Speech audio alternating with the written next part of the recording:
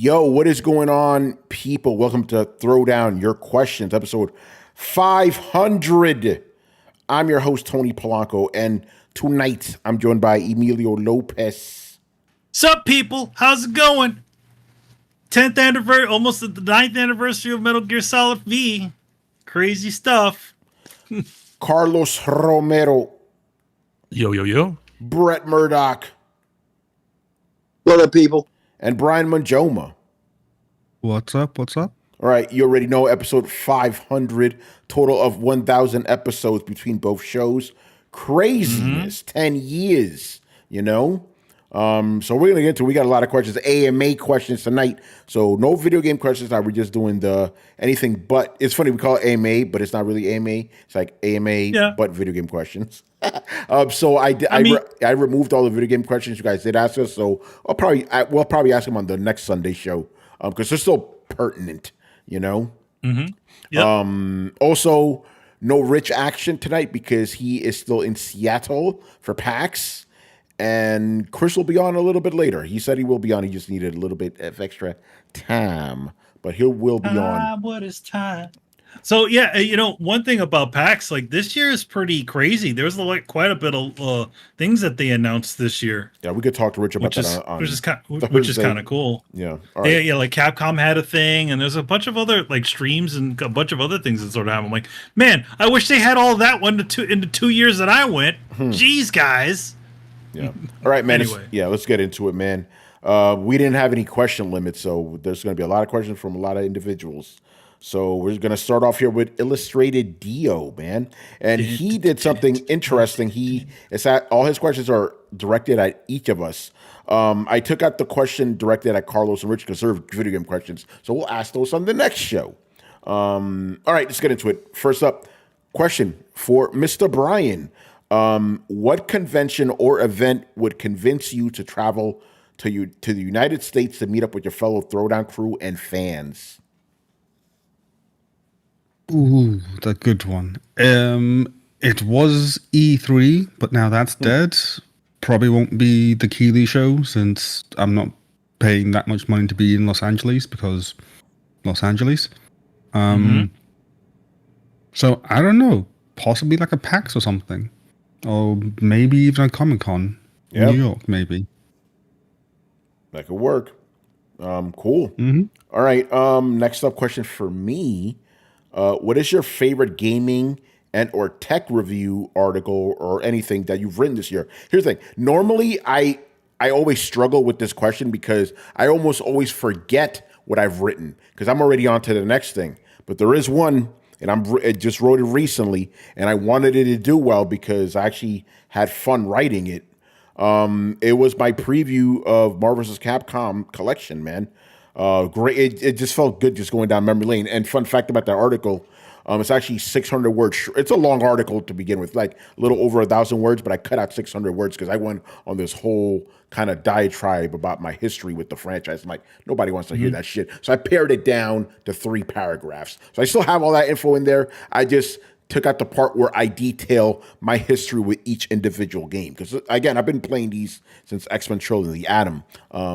But yeah, I had a lot of fun writing that, and it pleases me that it's done well on Tom's Guide. Because sometimes those articles may hit or miss, but and it's one of those slow burns. Like I noticed, like if you Google Marvel's Capcom, it's still there at the top. Like I'm like, oh, cool. It's like it's like a big churn, but it's like consistent. So I'm pretty happy about that. All right, next up, Manny, we got a question for you. What is the most difficult piece of art you've ever worked on, and how long did it take you to make, and did you meet the deadline? I know it's like 3 questions in one, but yeah. The longest piece of art.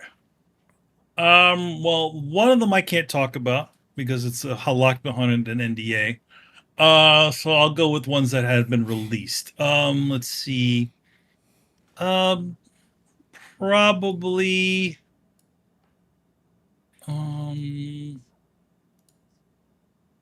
Possibly the Turtles Forever poster for movie poster for the film on Teenage Mutant Ninja Turtles. That's the most difficult one. It wasn't. It was. It was. It was the most difficult because of not really because of how many characters were on it. It was more of trying to keep the classic turtles on model. One of the things about the old turtles is that they're they're pretty difficult to draw because they're sort of wonky and weird and round, and they're not so conducive. That's why if you ever watch the old show, like the old 80s show, their faces are all goofing around because each studio had their way of drawing them. So I like it was the most difficult, took the most drawings to get those characters right. And then also the our show's Turtle Copter took a little while. I'll probably say that one was the thing. And yes, I did hit the deadline for that. Nice. And then the second one was something of my own creation, but it didn't. Once it got going, it was already done, which was funny to say. But the cover to IDW's 40th anniversary, which was in a sense sort of meant to be a sister illustration to the Turtles Forever poster I did. That one took me a little. It took me a little while, not super long, but there was just a lot of things to sort of keep track of because I probably made more work for myself than I should have, but I wanted to do sort of like choice cuts of villains throughout our shows, our series, and then also I managed to stick a little Easter egg for some of us on the production team. There's some I have a character, me, Adrian Barrios, the character designer, and Jimmy Tran, the other, the background painter. We all had bad guy characters in the last season of Turtles and Ninja Turtles. So I just said, you know what, this is a good chance to get me and a couple of the guys on on official cover for Turtles. So yeah, that was a fun one. Cool. All right, moving on to the other artist of our panel, Mr. Brett. Got a question for you. What was your greatest achievement in tattooing? How long did that take, and what was it? Greatest achievement. Honestly,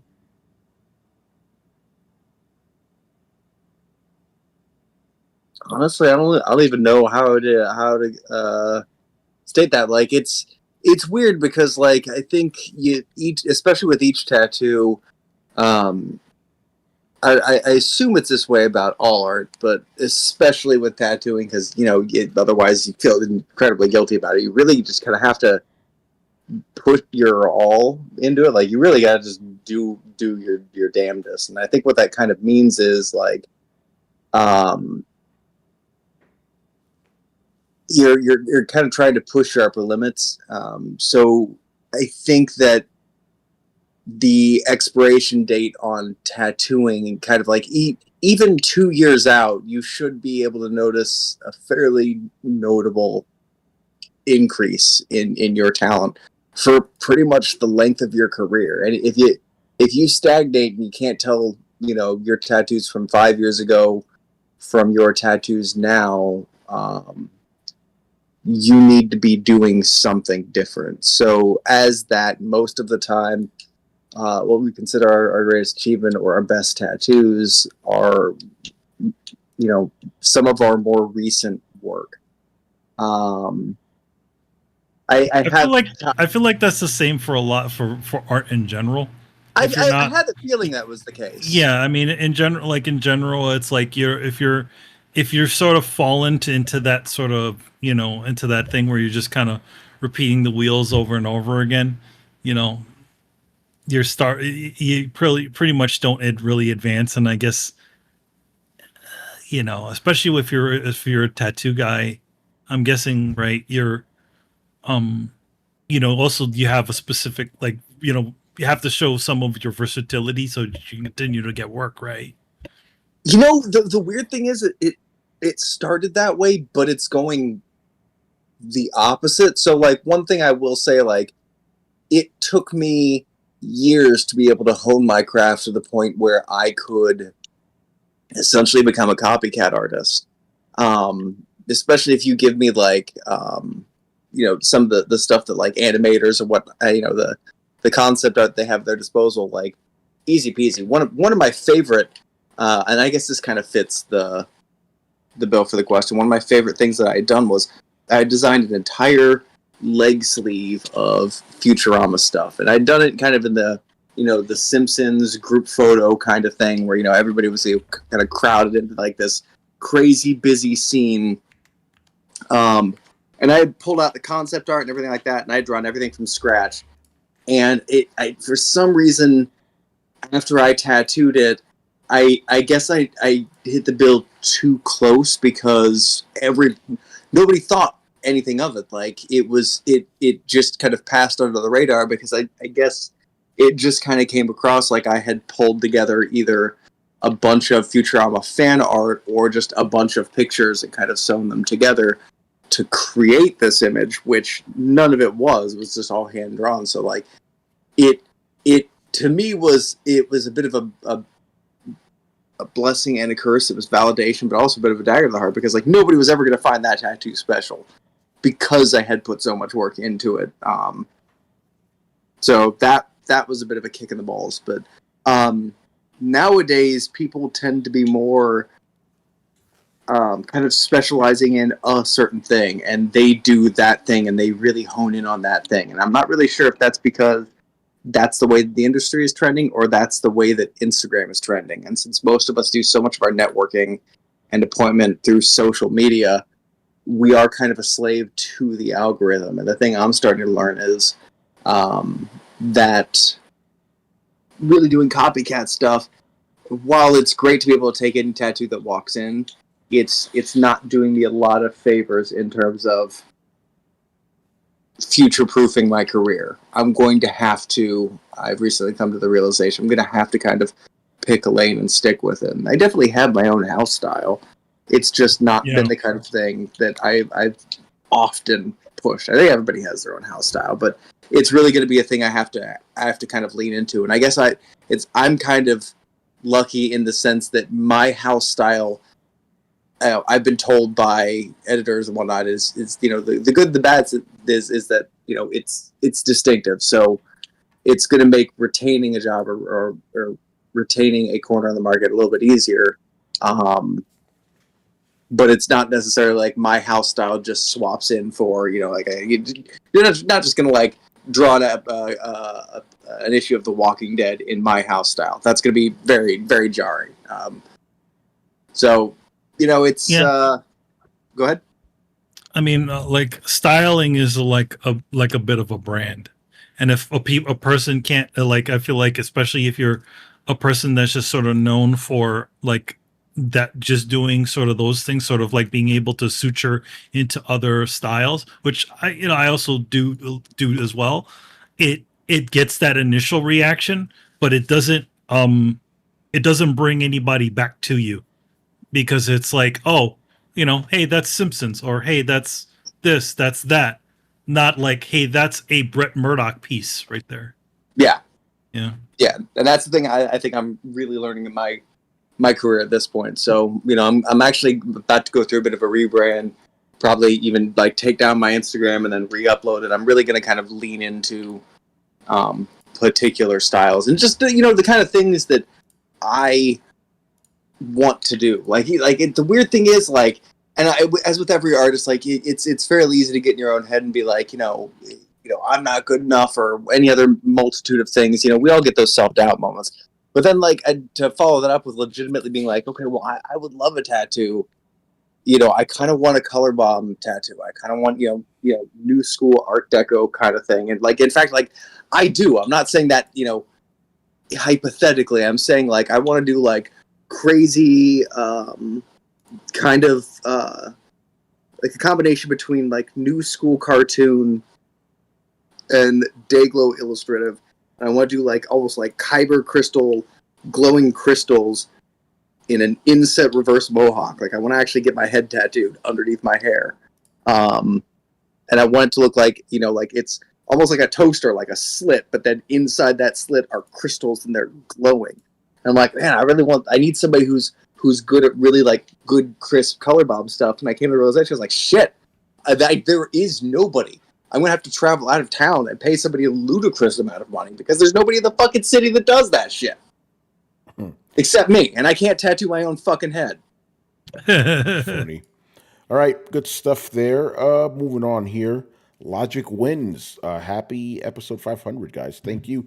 And shout out to Logic Wins, who's also in the chat right now. And also What's up? shout out to Reggie Butler, over on YouTube. What up, Reggie? Reggie. What up? All right, first question here. This for the panels, for all of us. Can you guys think of a major crossroads moment in your life where you had two significant life-altering paths? If so, describe the path you didn't pursue and discuss why you chose not to pursue it. Interesting question. Oof. It's a tough one. Life altering. You basically had two choices and you went one way, and he wants to know why didn't you go the other? I got one. Yeah, go ahead, Brett, since I got to think about this one. Speaking of tattooing, I had a point where I had a partial scholarship towards one of the first Art Institute classes that was going to do game art, like as an actual dedicated diploma. I don't know what the fuck you would call it, major. And I really had to look at whether I was going to do that, or I had also gotten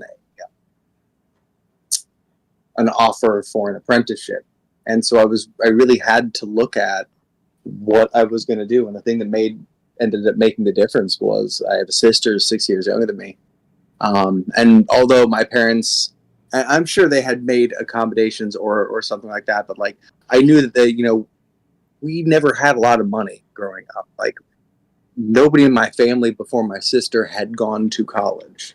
Our family was one of those like working their way up. My dad started as a lineman, did a fantastic job raising us, but the thing of that meant that money was always a bit of a concern for us. And so I was very worried that if I went to an expensive art college, I was going to, tap everything out, leave my sister's options limited. So because of that, and my mom and dad were mad about this until the day they died. Just to clarify, I'm the asshole in this situation apparently, but I was of the mindset that I didn't want to limit her options, and so that I was going to try and take the option that let me kind of make my own way and leave her the lion's share to try and give her the best opportunities at life. So it is what it is, and did what I did, and I mean, you did a David Martinez, man. You made the ultimate. You made this not the ultimate sacrifice, but you made the sacrifice for somebody you love. So, yeah. Yeah. Does anybody else have an answer? Wow. Yeah, I got one. All right, go ahead. So when I was gonna go to when I was about to go to college, I had no clue what the hell I was gonna do. I was, I wasn't as a studious kid, growing up. I was just kind of like there. I was into sports, and I kind of my dream was always like to be a professional a soccer player, and that's what I always wanted to do. But when you get to college, you kind of just get to the realization that ain't happening. So I had to decide what my future was going to be. And my first quote unquote major was going to be pre-law, because I was thinking about becoming a lawyer. I was like, well, let's be a lawyer. I mean, they make good money. And then I found out what it took to be one. It's like, oh, you gotta get your degree, you gotta go to law school. It's freaking expensive as hell. Which is another thing. I was gonna go to a more prestigious university than the one that I ended up going to, but the prestigious university cost, back then it was like over 20 grand, I think, a semester, or a little bit less than 20 grand in a semester. And 20 grand a semester is a freaking fuck ton of money. It is now, and it sure as hell was back then. So I ended up, even though I got accepted and I got some funds to get there, I decided not to go there because I didn't have any money and I wasn't going to tap my parents' bank account for it. and they didn't have the money to put me in it anyways. So yeah, so I was gonna do pre-law because I was gonna study to be a lawyer, and then I decided, you know what? After a year, I'm like, nah, you know what? I don't want to get into law school. I kind of want to do something that'll get me a job more quickly. So I decided to do work with computers. So I went to my advisor and I asked, hey, I kind of want to do like computer engineering. I'm into computers and stuff. And back then I didn't really know what the hell I was asking for. I was kind of thinking about coding, but I didn't really say it. I just said computer engineering. So what they ended up putting me in, or at least some of the classes were electrical engineering classes. I was like, oh shit. So because they had like a concentration on computer engineering. So I ended up being a electrical engineer, and that's what my degree was. And somehow at the very end, I ended up being a software engineer. So I didn't even, the ironic part of this whole story is I didn't end up being a lawyer, and I didn't end up being an electrical engineer. I ended up being a software engineer. Cool. Anybody else? I guess for me it was I keep talking about turtles and animation and stuff, but I had started at For Kids Productions as an intern, and then I moved on to another studio called Dancing Diablo. After I got out of school and I finished my internship there, they called me back a few times to do some freelance gigs because I knew the Teenage Mutant Ninja Turtle show. Eventually, in 2005, I want to say, they actually hired me on full time to be a background painter.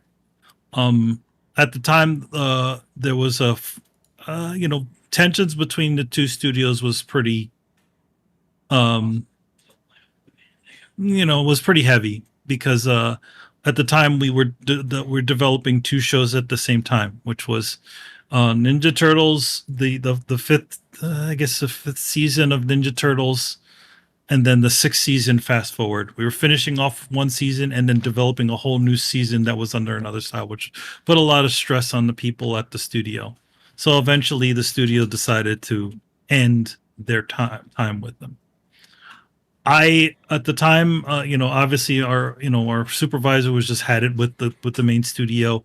Again, there was a lot of tension there, and the studio, I knew all the people at For Kids Productions, but I also was a little bit trepidous at the time because they did make the offer like, hey, if you want to go over to to our studio, we can, the door's open and we'll hire you on to do us. And I was like, I don't know if I want to go there. I don't know, because it's just because of if it's this bad over here, it's got to be 10 times worse over there. And then, I talked it over with Tony. I talked it over with my friend Jen and Chris and my girlfriend at the time, my girlfriend Jossie. And I was just like, you know what? Let's do it. What can happen? It's like, it's a full-time gig. You're going to be working there. If it ends up going off, you can just leave. Right. And then I ended up staying there until and this was 2006. I ended up staying there till 2009. And getting an insane amount of experience working in a bunch of different portions of doing character designs, all kinds of other stuff. So in one sense, I would have probably been, doing pretty much what I was doing, since the last 10 years, just all freelance back then, but I initially got a good start. And then I was able to clear out all of my debt, from college and all that good stuff. So, and then also it opened the door to a lot of other different projects, working on different shows, working in comics and all that other good stuff. And yeah, so I was it was a big decision on the fact. It was obviously it made the most sense, but at the same time, I was again trepidatious about going because of just what the environment would be like. And it ended up not being that. So that was it. Cool. I'll go next. I actually thought I didn't have anything, but I did. Back in 2001, I had the choice of, do I want to remain a freelancer or do I want to try a full-time gig? Now, the full-time gig, I had already been thinking about it maybe since 2019, 2018, where it's like, man, this grind fucking sucks. Like, it was exciting, don't get me wrong, for many years, but it was like, bro, what the fuck am I doing? And obviously gaming was kind of, even back then, it was already kind of shaky, So 2021, and I got to give a shout out to Taylor Lyles, who recently retired from the industry. Ironically enough, she's the one that said, "Hey Tony, like you need to really do this." And she was like, "Hey, Tom's Guy, they're hiring. Want you like, you know anybody?" I'm like, "Yeah, I'm freelancing for them right now." So I was like, "Fuck it." The whole tech stuff. I barely knew it. I'm just being honest. I reviewed some controllers or maybe a keyboard here or there, but I didn't know shit about fucking GPUs and CPUs and shit. But I was like, fuck it. What's the worst that could happen? So I did the interview, and literally 2 weeks later, they fucking hired me. Even like, and I was up front. I'm like, listen, I don't know shit about this stuff, but I'm a good journalist. I've been doing this for 10 years, and I learn fast. And now I'm a fucking tech guy. Ain't that something? And it's the best decision I ever made. I'm really, I don't tweet about this because it's going to make me sound like a fucking asshole. But I am so glad I left the fucking gaming industry. The industry is in fucking flames right now. Like all these studios shutting down, projects falling off. I'm not saying tech isn't without its issues, because there's been a lot of firings and shit too, but it is way more stable. One thing, I don't know if I ever told this story, right? Basically, during gaming, as I went on, I noticed everybody kept getting younger and younger and younger. I'm this old guy in gaming. I'm like, oh shit, I'm gonna age out. I don't know how long I could do this shit for, So when I go to the office, where I work now, first day, I see motherfuckers older than me. I'm like, okay, that lets me know there's longevity in this industry. Like cats, I've been doing this for 35 years. Guys who I've really like talked to now and like get mentorship from my boss. He's been doing this 20 years. I'm always asking him mad questions. So yeah, like basically, so those were the two paths. And if I would have stuck on the freelancing part, I think I still would have been doing okay, but that stress would constantly be there. But it's a give and take, right? You have the stress of not knowing how much money you're going to get per month, but you're free. Wake up whenever the fuck you want. You're good. You don't have to listen to anybody. Or what I have now, which I kind of prefer, you're not free, but I don't worry about fucking money no more. When a check comes, I don't give a fuck. I'm good. I'm good. So yeah, I think that was the best decision I ever made, and I don't regret. I don't regret what I've done. Like, yes, there is that allure of being a freelancer, doing your own thing, but I've been a fucking freelancer forever.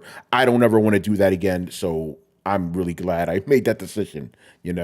Freelance is a very difficult life for those of you who don't know. It's like you got to handle your own taxes. Mm-hmm. You got to make sure you keep track of everything. And let's just be honest. When you do freelance, the government takes way more money from you. So yeah, that's just the way it is. Yeah. Oh, unless you do the three. I paid way less taxes when I was a freelancer. They fucking owes me now, bro. And I'm not gonna get into it. Brian, do you have any crossroads that you had to go through? I've been thinking about this, and I don't think I really have any. Like most times when I had a crossroad, I've always been looking at it as what choice benefits me the most, and then I just go with that.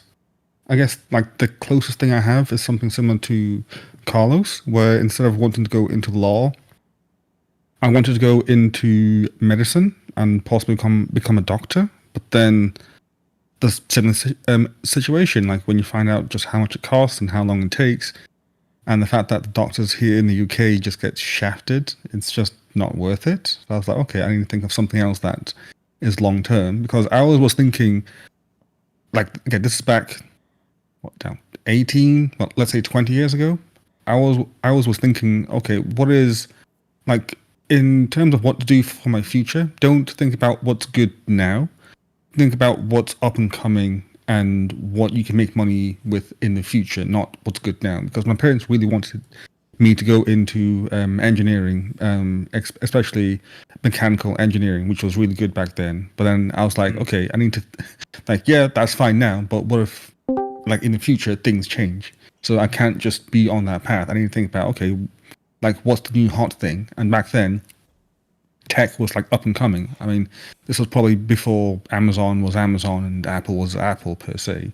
So it was like, okay, let's think about moving into the tech field and see what lands and what happens. Like worst case, it doesn't pan out. That's fine. Can always fall back on engineering, as the world revolves around engineering in some way, shape, and form. Like people always need cars. People always need buildings. People always need houses. So that was, I wouldn't say an option. It was just kind of a thought I had, and I said, okay, let's go tech field, see what happens. And yeah, the rest has been history.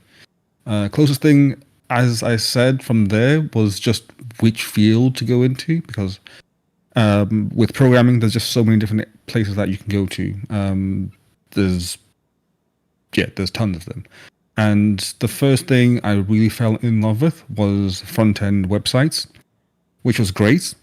And then Internet Explorer exists. So anyone that's ever done any front-end engineering, I heard Carlos laughing, knows. So I just could not deal with that. So I said, I'm not doing this and I'm not touching it. It probably is better now with Microsoft Edge, but I honestly really don't even want to touch that. Like, Brian, I would rather play Concord than touch Microsoft Internet Explorer. Brian, the reason I laugh is because that's part of my job. Even though I'm mostly back end, part of my job is front end with Edge. So yeah. Oh, even better. Yeah, so Carlos knows, and I just couldn't deal with that. So I spent some time roaming around, figuring out what to do, and it landed up on mobile, and mobile works really well for me. So yeah. Cool. Shout out to Chris, who's joining us. What's going on, man? Oh, I feel that I feel Brian's pain, because that's what I deal with on a daily basis.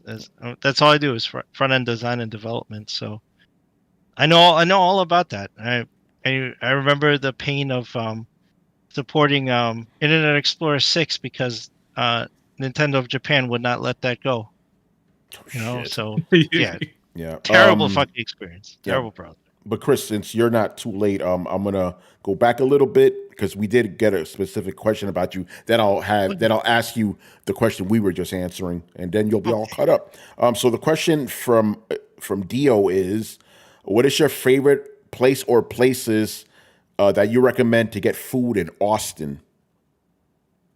Well, Franklin's, if you can get it. Franklin's barbecue is Oh yeah, that's mad legendary, but you got to line up in the morning. Oh, You got to shit. get there 6:30 in the morning and line up till open, and it's first come first serve. So if you don't line up, you miss out. But they have fantastic barbecue. The next best thing I've had is Noble Pig or Interstellar. I think they changed their name to Interstellar Barbecue. They're really good. They're over on, I think, 620 and Lake Creek Parkway. They have fantastic barbecue. I used to love Bone Daddies, but the pandemic, they shut down. Fuck. They got closed down. Let me think. I mean, there's a lot of places I could recommend to visit, but in terms of food, like Chewy's, I love, especially when they do their test kitchen, when they test out new things. Oh, shoot. So that, and they're good Tex-Mex. I think those are the places I would recommend off the top of my head. Nice. And I'll ask this question again so you can answer it. Can you think of any major crossroad moment in your life where you had two significantly life-altering paths? If so, describe the path you didn't pursue and discuss why you chose not to pursue it. Oh, it's easy. Sophomore year, when I dropped pre-med and switched my major to computer science, I was on track to be a doctor. Shit. You know. That would have been Sealy. stereotypical, Yeah. Like another So- Indian doctor. Here we go. Yeah, right. You and Brian were about to become doctors. Yeah, ain't that something? Yeah, I was doing the bio pre-med track at BU, and I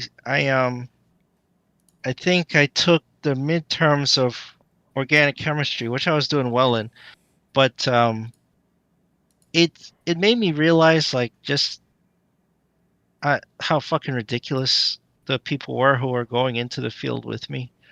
And I just was tired of it. I was just tired of getting up like 7 in the morning for class. And like I took the midterm, I aced it, but it was like, what the fuck am I doing? I hate this. And I went, I think after the midterm, I went right to the bursar's office because I pulled 2 all-nighters. So I was sick as a dog. And I was like, I'm tired of this. I changed my major. I didn't look back. I was like, I'm going into tech. Changed my major, computer science. Took my first CS class. I was like, yep, this is for me. Nice. Yeah. So that can't think of another. Now that's a good, you only needed one. That was good. Oh, That was a okay. good answer. Yeah. All right. All right. Next up here, this is a question for all of us. Is there a popular Thanksgiving dish that you don't like, and why? I got one. Stuffing. What's is that raspberry pudding shit or whatever the fuck it is? It's like it's something with raspberry. Fucking disgusting. Oh, And pretty much any kind of pie. So you don't like pumpkin pie or any like that No, stuff? I don't Yeah. fuck with pies, man. Fuck that shit. I don't. I'll look it up. It's just it's like a popular Cranberry sauce. Cranberry sauce. Fuck. Logic wins. Cranberry Shout out sauce, to- yeah. shout out to Logic wins. Yeah. Thank you. Can't stand that shit. Disgusting. Yeah, I would have to say the same thing. Fuck no, sweet Cranberry, potatoes. Get that is shit not out of mine. here. No. We don't fuck with sweet potatoes around here. Ugh. Go ahead. It's interesting. It's like because you don't care for mashed potatoes, do you? Or I you're like good with mashed that? potatoes. Mashed potatoes are great. I don't like sweet potatoes. I'm like, get that fucking sweet shit out of here. You notice the theme though. It's all sweet stuff. I don't like that. It's all sweet stuff. Yeah. I don't really mess with that. But yeah. So, How about sweet bread? How about sweet bread or sugar bears? No, I'm good. No sweet bread, no sugar bears. Oh man. All right. So yeah, but as far as popular Thanksgiving stuff, yeah, cranberry sauce. Yeah. Anyway, Manny, go ahead. Yeah, I was gonna say the same thing. Cranberry sauce is not my thing. Don't like that stuff at all. Yeah. Brett. He's muted right now. Oh, there he is. He's coming. Yes, I am. Yeah. Pumpkin pie. Yeah. Don't like that either. Chris. Oh, I'm the same. The pies, pumpkin or pecan pie. I don't like them. Yeah. Carlos. Stuffing, I think, is overrated. Uh-oh. Oh, It really, give a good turkey is fine. The ham is fine. The stuffing can eat a dick. Damn. Brian, I know you guys don't celebrate Thanksgiving, but you could answer however you want. Generally, the things that you mentioned, I've tried a few and I don't mind. Again, cranberry sauce, I can deal with. It's okay. And sweet potatoes, I think they're fantastic. I think they're really good. I know Tony's going to kill me, but I don't care. No, you He can can't have it. reach me. Just keep it away from me, man. We'll be all right. You know what? When I come over, you can give me all the sweet potatoes. I really don't mind. I think they're great. All right. I don't understand why you don't like pies. Pies are really well. Depends what type of pies, because obviously there's so many types. I guess the closest meal that we have to Thanksgiving is Christmas, and one thing I cannot stand because it's a false advertisement is mince pies.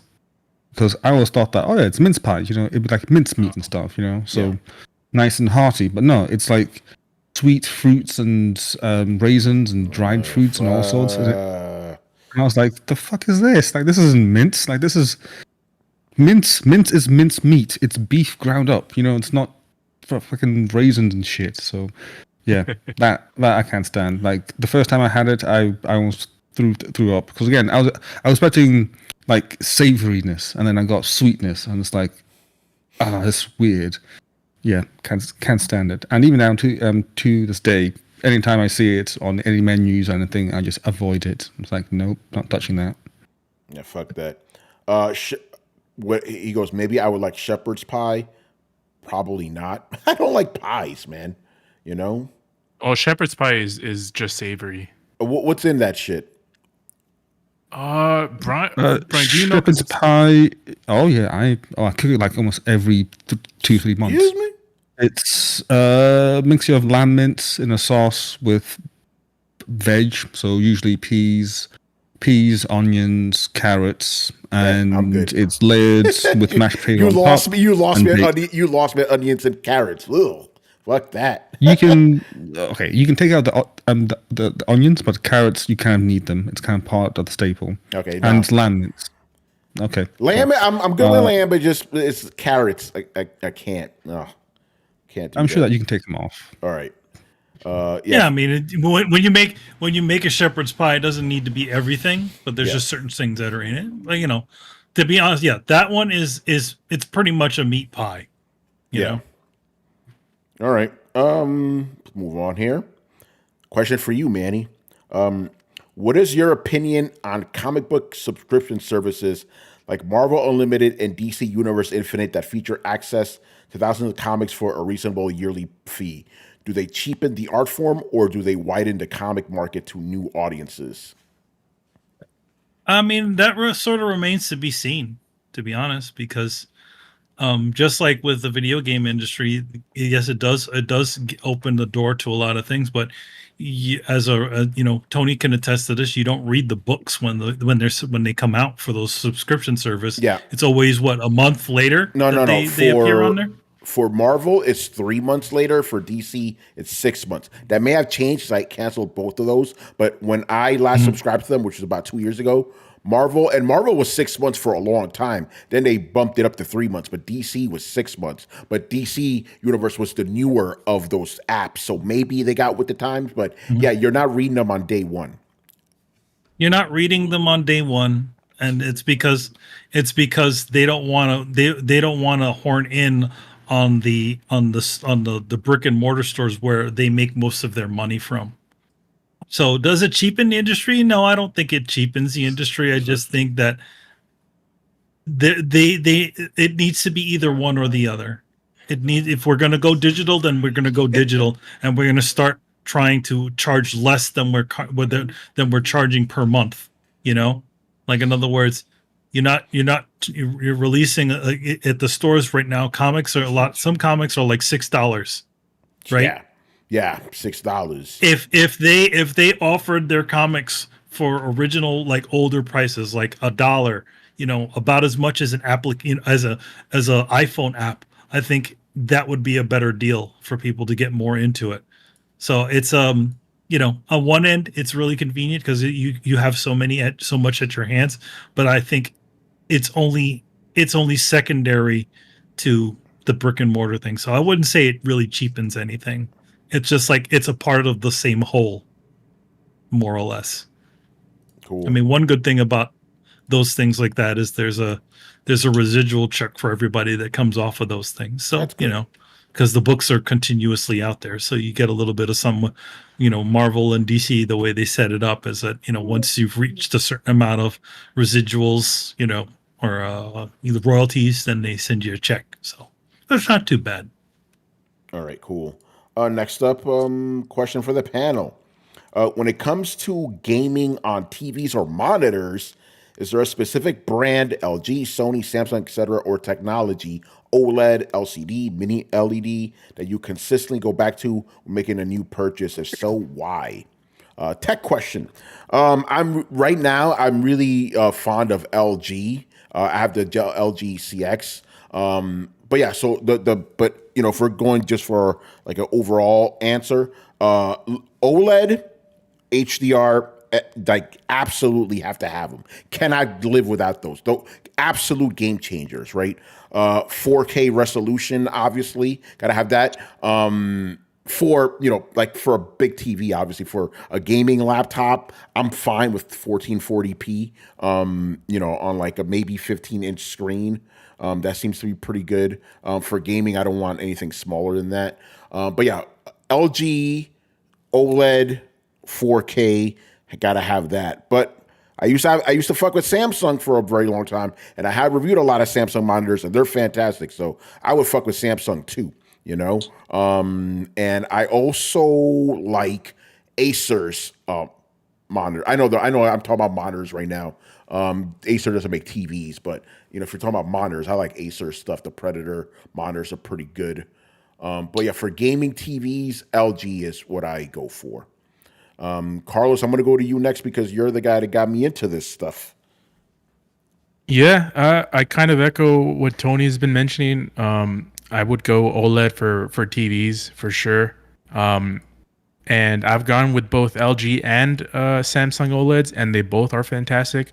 But I will say one of my LG OLEDs did, crash on me. Uh-oh. But it was the same one that Tony had, and Tony's works fine. Yep. So Still till this probably day, it still works.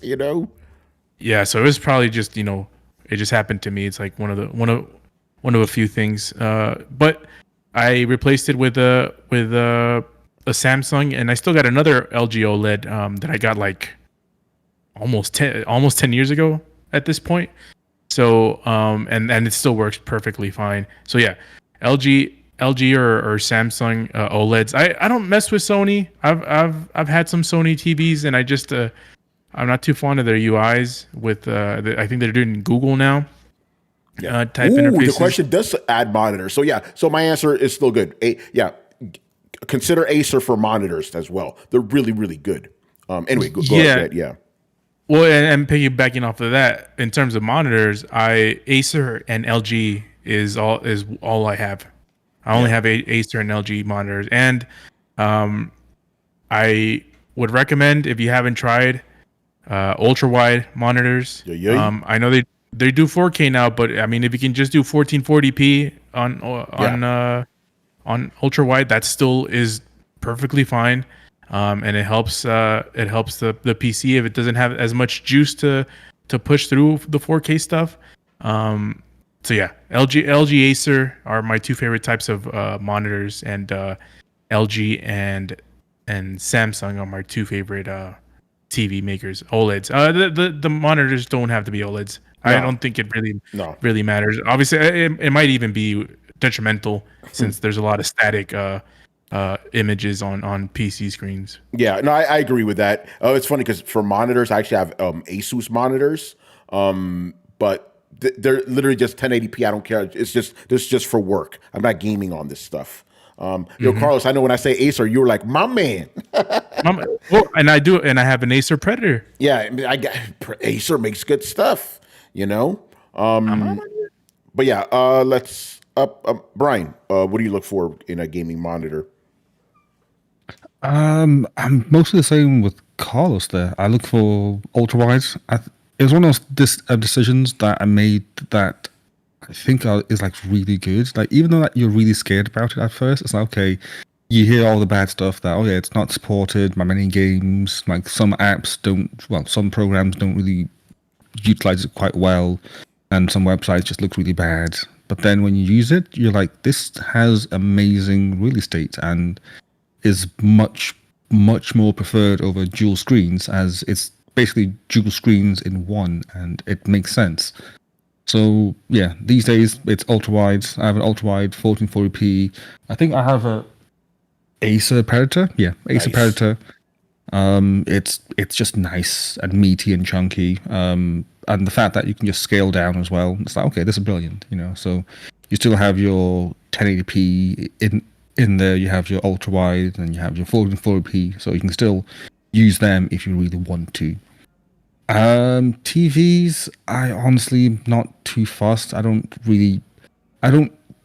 use TVs to that extent. But I mean, I don't really use a TV for watching content exactly. It's just kind of there for TV sake and background noise sake. I'm mostly on my laptop or Steam Deck or PC, so it's just, as long as it plays films and it looks halfway decent, it's fine. The one I have now is a Philips one with the Ambilight, because I thought that was cool, and it is really nice, especially in dark areas, and you have like some nice ambient light going on. So honestly, I don't mind. I think the best thing I can say is refer to Tony for TVs. He probably knows more about that than I do. So yeah, I just look for, does it work nice? Is it decent? Does it have cool features? Yes, then go for it. Yeah. Again, LG 4K OLED, you'll be good. They got the C4s now, Manny, what do you look for in a TV? Well, I mean, to be honest, I've been using the same TV for the last, I don't know. I mean, could it be 20 years? Yeah, maybe a little less than that. Yeah, we got to You upgrade know? you, man. If it works, it works. I mean, it's it does what it needs to do, and those stupid ass new consoles can't do fucking 4K anyway. Yeah, but they do They OLED. can't handle it. That's the perk. That's a I don't perk. know. At this point, it's like, okay, if it works and it looks good enough, then I'm fine. When the smoke starts coming off of this thing and it doesn't start working, then that's when I'll pick it up. And when it comes to TVs, as long as it looks good for what it is, and I'm not, I don't, okay, yeah, 4K, whatever. That doesn't, it's still throwing something on the screen. So if there's some sort of drastic difference that I can really care about, then I'm like, okay, yeah, but it's nothing for me to go out and buy a new television for. So, yeah. I mean, but I know who to talk to. Like my usual tech folks are usually Chris and Adam, and then now you. So I know you got me. Yep. You guys got me when it comes to that stuff. And as far as my PC monitor, again, I've been using it for quite a while now. I use an Asus right now. I've been using an Asus that has internally built speakers. It was bought during was it an Amazon sale or something like that? So yeah, it works well enough. And if I ever want to run something through the speakers, they're pretty decent. But yeah, if anything goes off with it or anything like that, I know who to talk to if I need to upgrade to something that'll last me. That's about it. Cool. All right, Chris, what do you look for in gaming TVs and monitors? Oh boy, I mean, I know what I want and I know what I have. So I have the same monitor that Manny has. Like I just got an old Asus gaming monitor, and a prime sale. I have the original TV we had back in the day. It's a Samsung Plasma TV, the 1080p TV, and what I would want though is a 65-inch OLED, an LG CX OLED. Like that's what I want. So I'm working towards that. I got my Christmas list. All right, to Santa, please give me the OLED. I would love to upgrade my monitor to like you guys love the Acer Predator. I've heard good things about it, so I probably would do that. If I change this monitor out, like I have no reason. It's good. It's a good monitor. I would change my TV first. Like I absolutely want to my TV? upgrade that shit. But my Asus monitor, it's pretty good. Like I have no complaints. But I would definitely go for like an Acer Predator for sure if I wanted to change this thing out. Yeah, good stuff. All right, next up, we got a question for. Oh wait, Brett, get in here, get in here. What's your choice with TV brand and features? I'm the Samsung man myself. Respectable. 4K OLED and all that good jazz. Oh yeah. And on monitors, I think the only thing you guys left out is and I think they're all pretty high this time or at this point, but a high refresh rate or response time, less than like 4 milliseconds or less. It's going to be kind of important for gaming. Yeah. It's got, by the way, a little bit of a side story, so forgive me for this. I was talking to one of our TV reviewers, right? And he was reviewing I forgot what TV it was. And he was like, "Oh, this thing has a really good refresh rate. It's 9 milliseconds." I'm like, "Ugh." And he was like, "What?" And I was like, "That's good."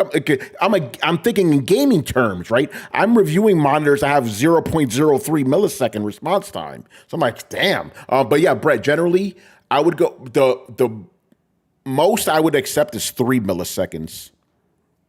I think even 4 is a little stretching it. I know that sounds crazy, but there is a difference between 3 and 4, Oh no, it is. It's just when you're looking at like monitors, a lot of times you'll be like, man, this is a really good deal on the monitor. And like you'll find things like it only has like LCD framing, like lighting, so like the LCD isn't full panel LCD or LED. It's just kind of around the frame, so it's not like full panel and doesn't have like real good true blacks or color saturation or viewing angle or response time or something like that. So gotta pay attention to all that shit. Since we're already going to that tech bit, refresh rate, what do we prefer? I mean, it needs to be for monitors 144 minimum. Yeah. Yeah, that's it. That's good. For me, yeah, 144 or 165 minimum.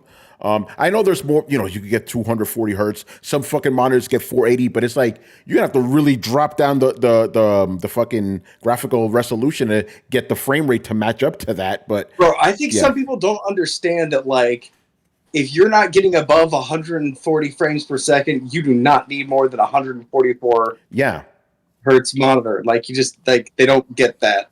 no. I'm gonna go around the room real quick. Man, you don't care about refresh rate, do you? I mean, as long as I'm not getting any latency in my gaming, then I'm fine with it. You know, Yeah. if the latency is low, I mean, and, to be honest, they usually most cameras, most monitors, you know, or TVs have a little thing to turn it into game mode, so need to lower the latency issue. So yeah. Yeah. Oh, by the way, I should say my LG is 120 hertz, but that was, you know, I bought that before I fully knew about that stuff. But 120 is still pretty good. But if I were to do it now, I would want it a little bit higher. Carlos, what is the minimum refresh rate you would accept? And millisecond, response time, if you want to throw that in there too. On a monitor, On a monitor or on a TV? Both. Oh, both. Yeah, for gaming, you know. Yeah, for TV, I would just go with 120 hertz. I feel like that should just be the standard now. You know what, Carlos has a good point. It's like if I just taking gaming out of it, yeah, 120 is fine, and the refresh rate, you know, the millisecond response time, who gives a fuck? It's a TV, you know. I'm not gaming on it. Go ahead. Yeah, that's a good point. And monitor, I'd probably go 140, 144 range at the least, with a 3 to 4 second millisecond response time. Not 3 seconds. Yeah, I think 120 is still good. I just feel like, for me, since I'm an enthusiast, you know, my shit pushes up to 140 at times. I mean, not even more, but it depends on the game. But 140, I feel like, is like a really sweet spot where it just feels good, and you still 44.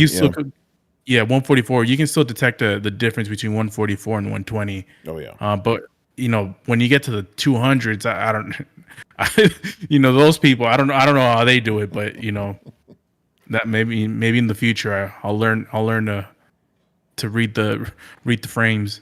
Yeah. Brian, what about you? Refresh rate and response time. I'm kind of with Tony there. You need to have a really good response time. For TVs, it doesn't really matter, because even now, like, we've just got consoles that can get comfy with 60 frames. So hence, you don't really need that fast response time for that. I think at 16 milliseconds, and you're good. And most TVs are in that ballpark. And obviously, turn on game mode, turn off motion flow. Turn that shit off. There'll be some guy in New York right now who's not very happy with that answer, but he knows it's true. And it's not better than IMAX. I'm sorry. Refresh rates. That's not all old school call. I still remember that debate though. I was laughing so hard. It was lovely. Yeah. Yeah. Sorry. Refresh rates.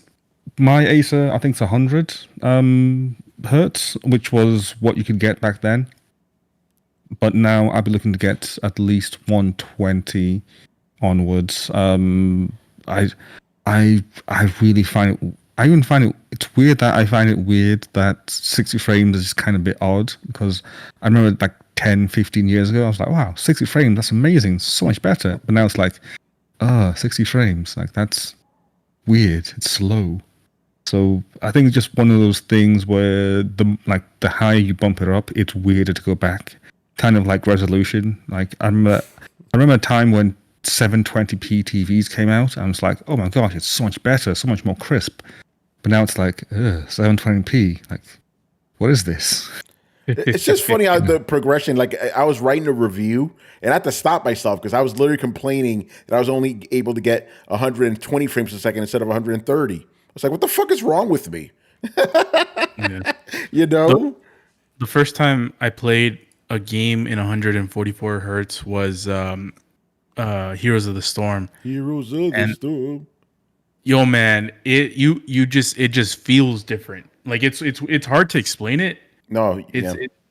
it feels different the way you play the game. It just feels like you're like I don't know, like more in tune with the reality of what the game is. It's weird.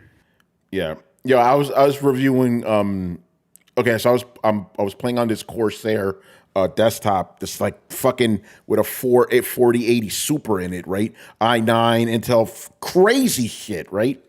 I was playing Doom Eternal. That shit was like at 300 frames a second. Then I switched over to Cyberpunk, and I was like, yo, this shit's stuttering. It was running at 90 frames a second, but you felt that difference, you know, Yeah. from going from 390.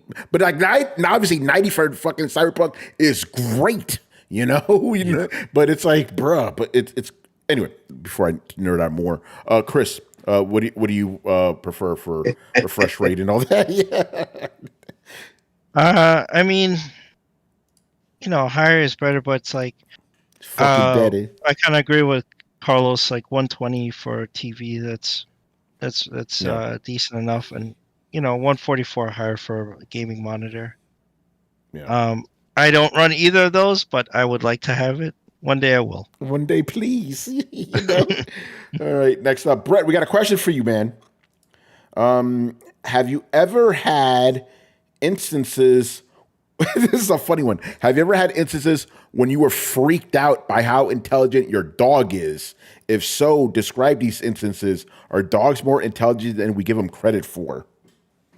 That feels like a question that Brett would answer in a second. You know? Yeah, I mean, dogs are definitely.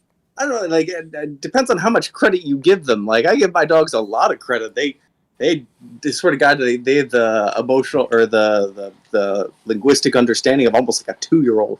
I swear to God, they understand what they mean. Like, the thing that got me a little bit was how goddamn smart cats can be sometimes, because you kind of just assume they're, I'll be honest, kind of a little dumb. They're not really known for, performing hyper intelligent stuff, but I swear to God, this fucking cat will drag shit out of the way so that he can like find you as you cross paths with it, and then just meow at you. Like he leaves no room to wonder what the fuck he's wanting. Like if he wants to play, he'll just straight up drag toys in and like throw them in front of you, and then look at you in the eyes and meow at you.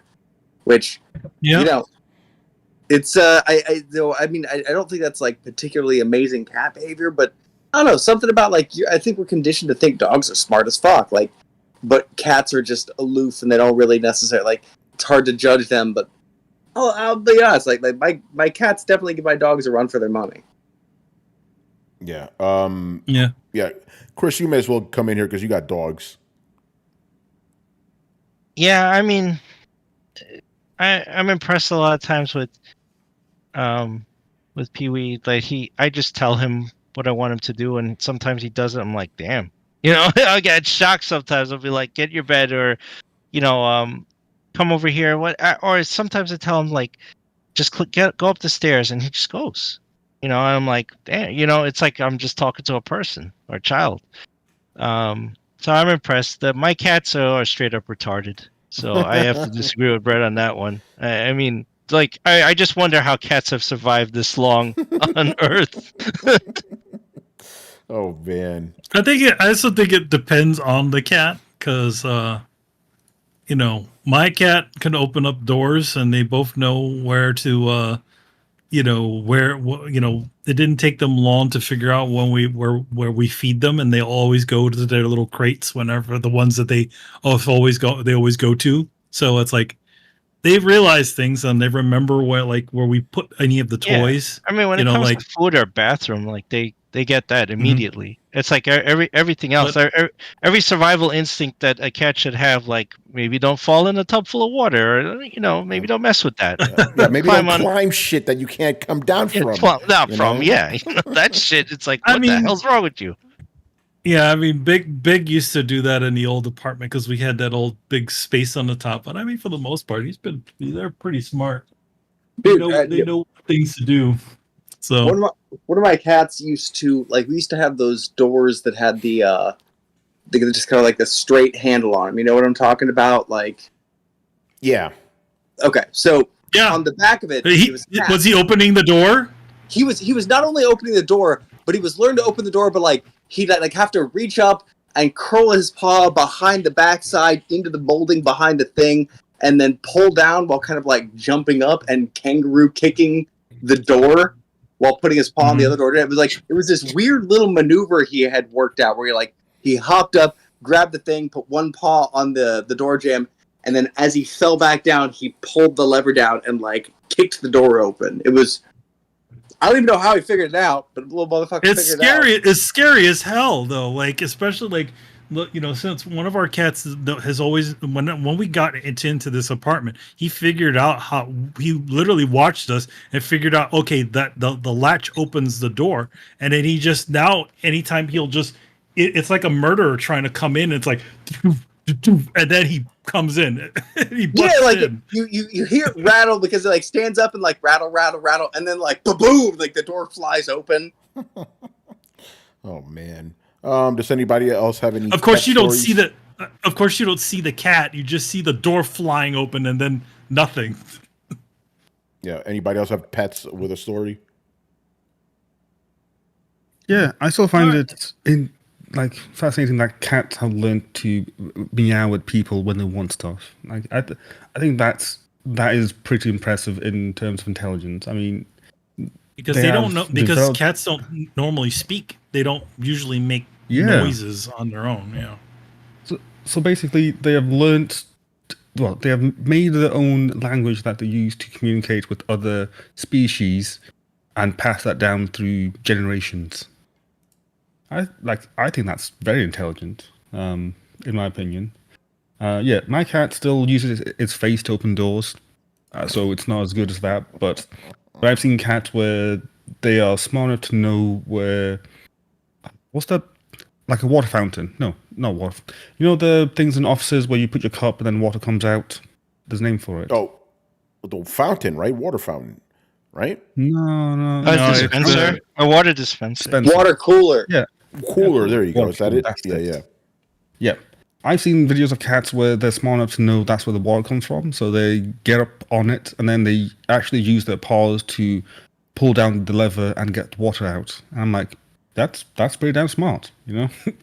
It knows how to use its paws, it knows how to where the lever is and and it knows that if it pulls it down in a certain way, then water comes out. So that's pretty intelligent. Yeah, mine's is, I guess, medium intelligence. Like, it knows where its food is, it knows where its toys are, and again, as Brett says, like when mine wants to play, he'll go to where the drawer is. Again, there's only one drawer in the house out of probably like 25 different drawers that has its toys, and it always goes to that one and goes inside when it wants to play. And when it wants its snacks, it knows where the snacks drawer is and goes to that drawer. And the snack drawer is in a whole different room, so that's pretty good in my opinion.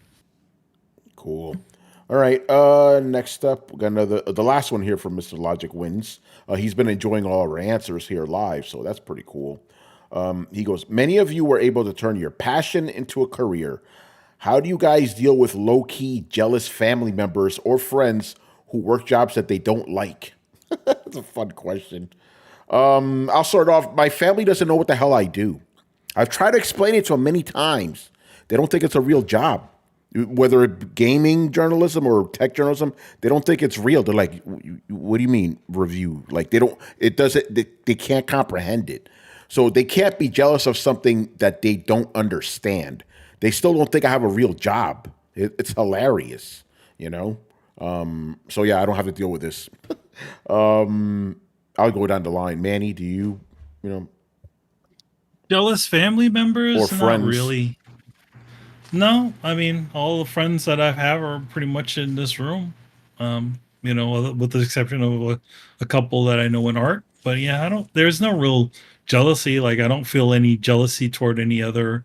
Like I'm friends with Kari Randolph and a couple of other artists. I'm not really jealous. I was like, I just see it as like okay, I think in like just again anything, you see it as at least the way I sort of see it is like you see it as something that you could try to strive for or try to do your own thing. I don't think I've ever had anybody really jealous of what I do for a living or family members or friends unless they're not saying something. Yeah, right. Tony's like this Yeah. motherfucker.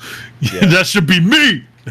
No, Manny, with all due respect, I do not want your job. you No, know, you don't want life of an artist is brutal. Carlos, man, do you have the situation?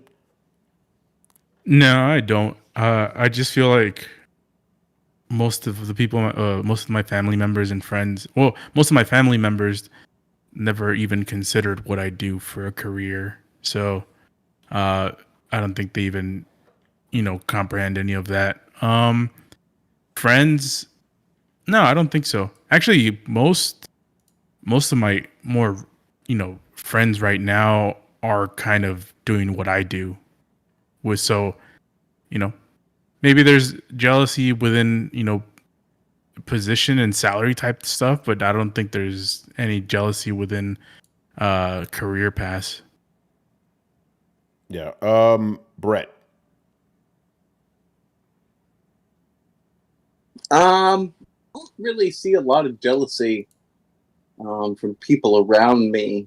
I get a lot of support and people asking for tattoos, but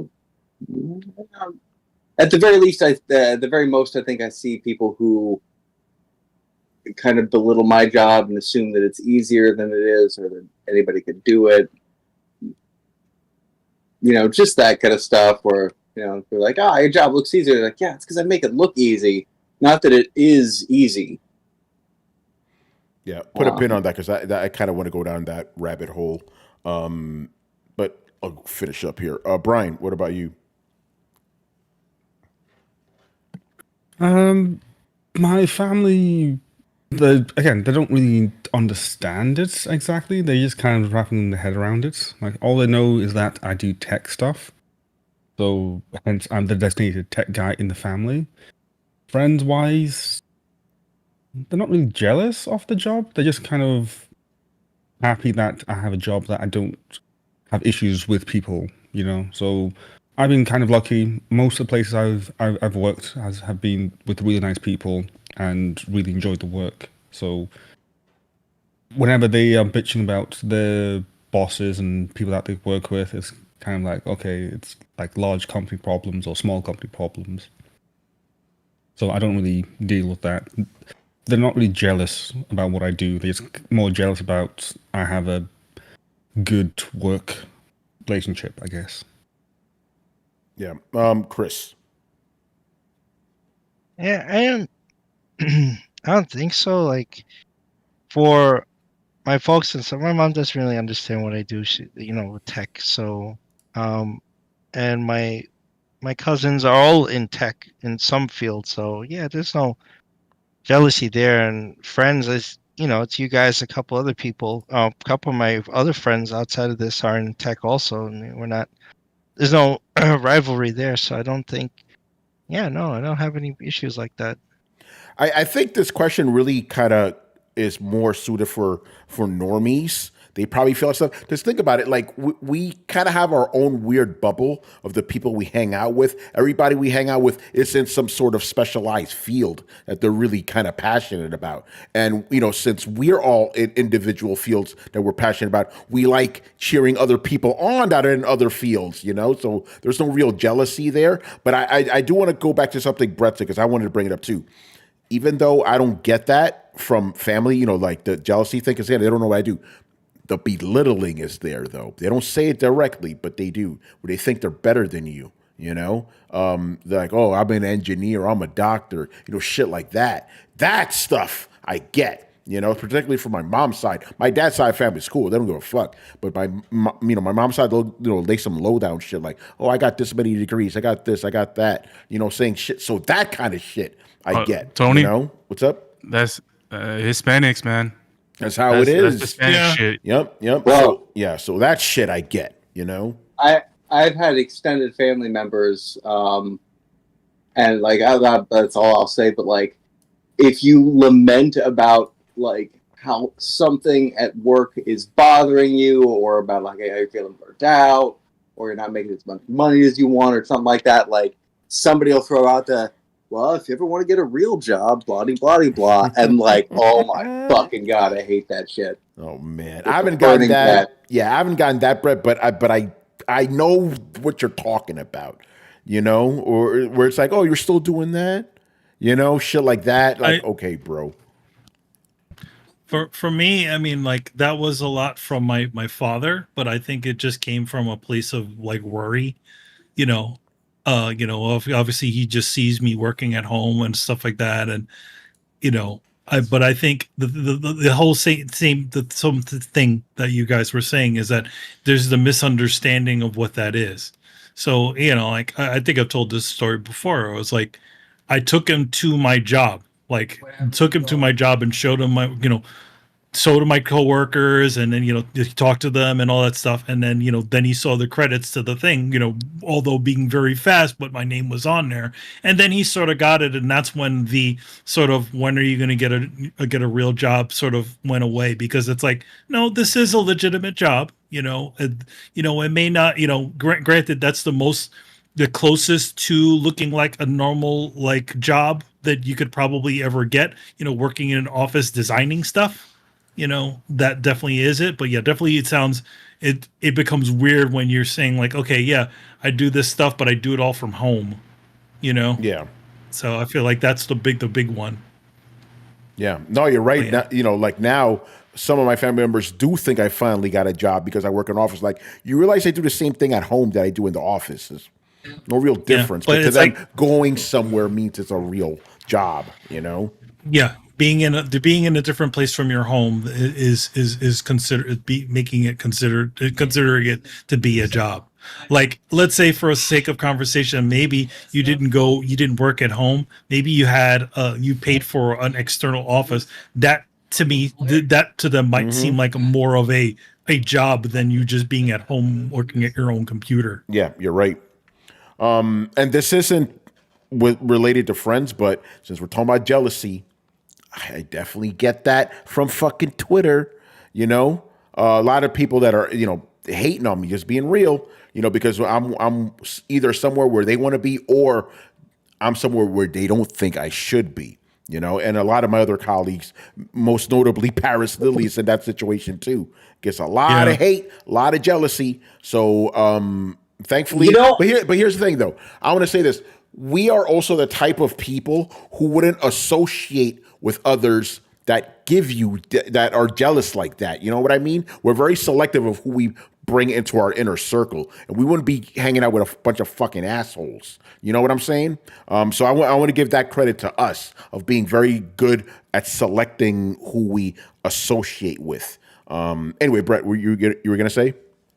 I was gonna say it's funny that you mentioned that, because like a lot of the biggest disrespect I get actually happens to be from not my clients but my customers. That's an important distinction there. But like, people passing through, they'll be like, "Oh yeah, blah blah blah. I thought about doing that. Thought about getting myself, a machine gun, a kid off the internet, blah blah blah blah blah blah."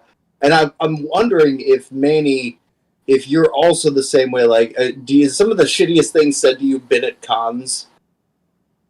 No, not really, but I think the one thing that happens at cons is that obviously normal people don't realize the hierarchy of what goes into a comic book.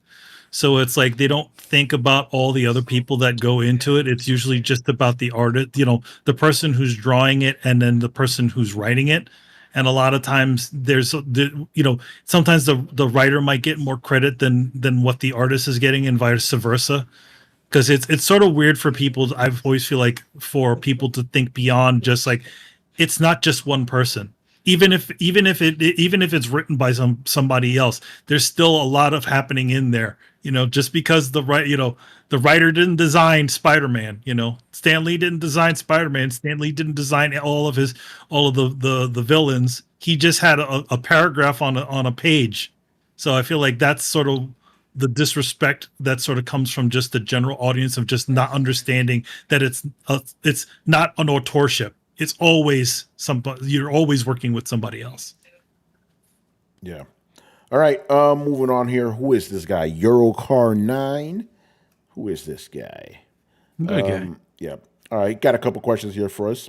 Several questions, actually. What is one thing you feel you procrastinate the most at?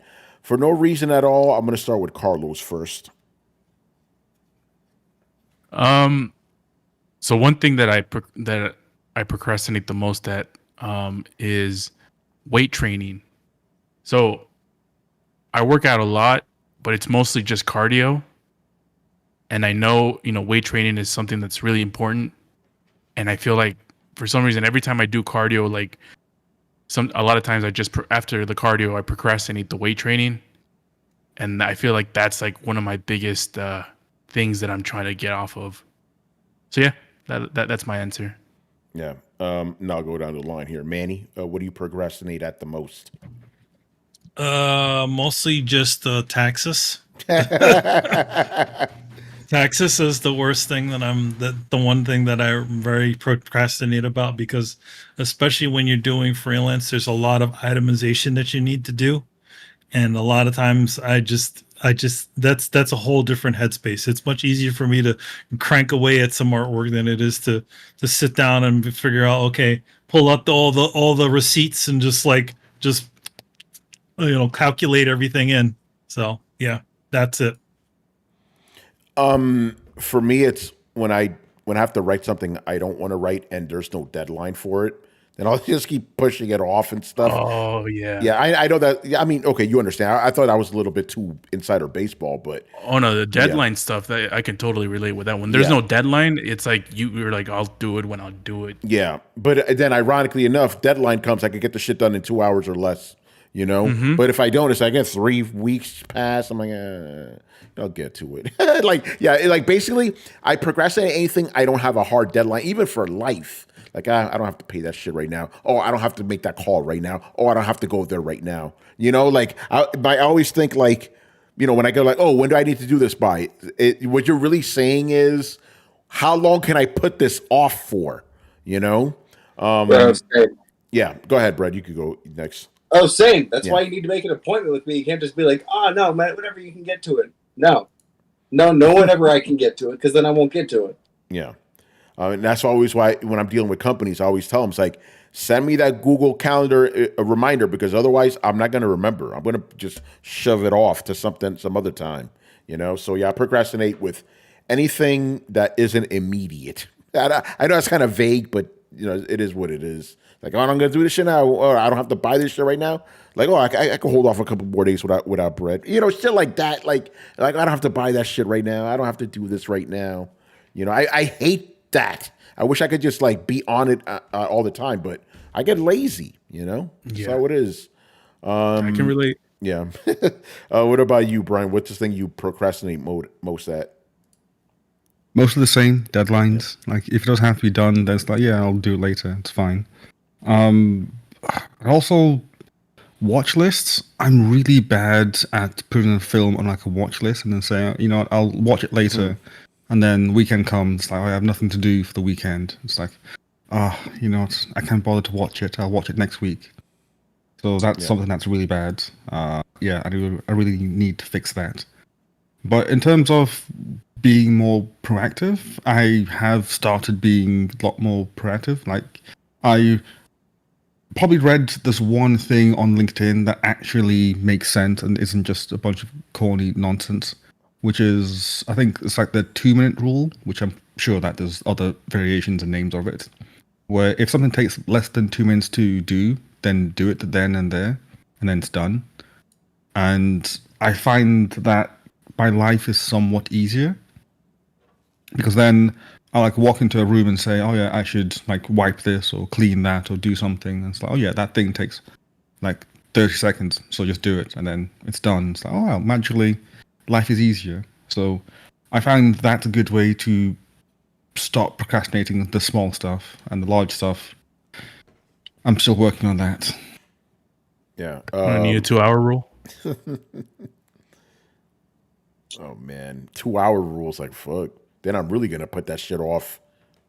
I do that shit even with cleaning. I'm like, oh, I don't fucking want to do this right now. Little why? You know, Chris, what about you, man? What do you procrastinate at the most? If I have to deal with some kind of like banking error or whatever, like talking to people or getting people on the phone or a billing error, Yeah. that's the worst. Like I put that off because it's like, oh, I gotta fucking go through the fucking ring down the and then find somebody and talk to them and wait like 2 hours on hold. Those are the worst. And then the other thing is like required training on the job that has nothing to do with your job. You know, so it'd be like, yeah. hey, you have to take, hey, you know, it's time for your sexual harassment course. Or Oh hey, God, I hate those fucking things. hey, it's time. Yeah, you know, it's like when you know, at my previous company, it's like, hey, Chris, you have to take all this electrical hazard training. I'm like, what? I don't work with high voltage or batteries, but we have high voltage, so you got to take the training. That's you know, I have to get reminders. You set me off right now, man. Okay, so for months now, I've been doing this like cybersecurity shit, and it feels like I'm going back to school. And the thing is, like basically, I finished a test, and it's like, oh, congratulations, your next test will be available in 15 days. I'm like, why? Just let me get this shit out of the way now, bro.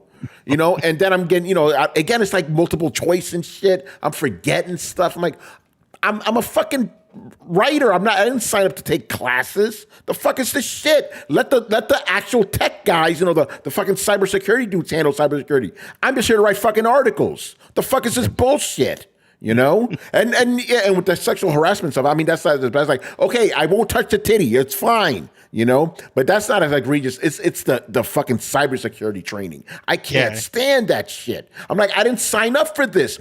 Even with the sexual harassment, I get it. Yo, slow your roll around other people, and you'll be all right. I see that. I understand. Fine, I'll do that. No problem. But cybersecurity, you know, do you get the hilarious video? Oh, of course. You know? You get the slides. You got to watch the scenarios, right? You got to watch the scenario. It's for everything. Like the cybersecurity. You got to watch all the scenarios and stuff. Then they give you, hey, what's wrong with this email? You picked the wrong fucking thing. You got to watch the whole fucking thing again with all the actors and all the shit. God, why does corporate shit do this to us, man? Oh God, I hate that shit. And I'm gonna have to log in tomorrow because I haven't done this shit in like 3 weeks. I know this shit's waiting for me. You know. Yeah, there you go. Oh fuck. All right, man. Go ahead. That Brian. stuff is awful. We had it here in the UK as well, and for like the big banks, and it's just a waste of time.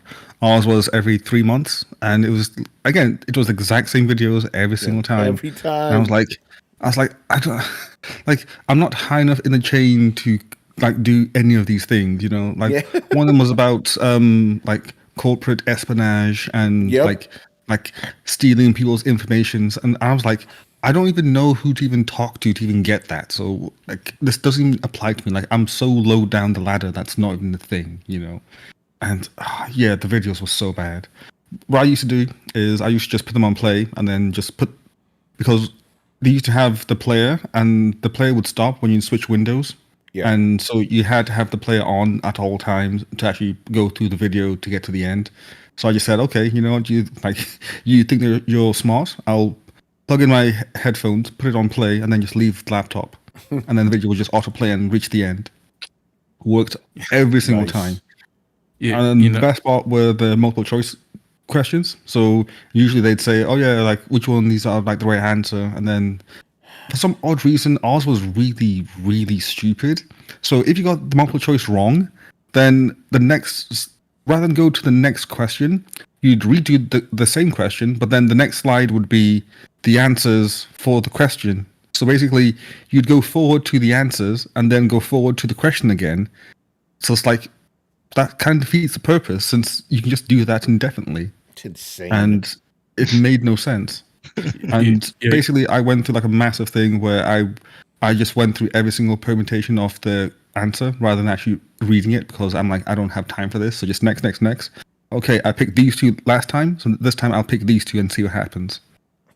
And yeah, they don't care if like how many times you get them wrong. So it's just so ridiculous.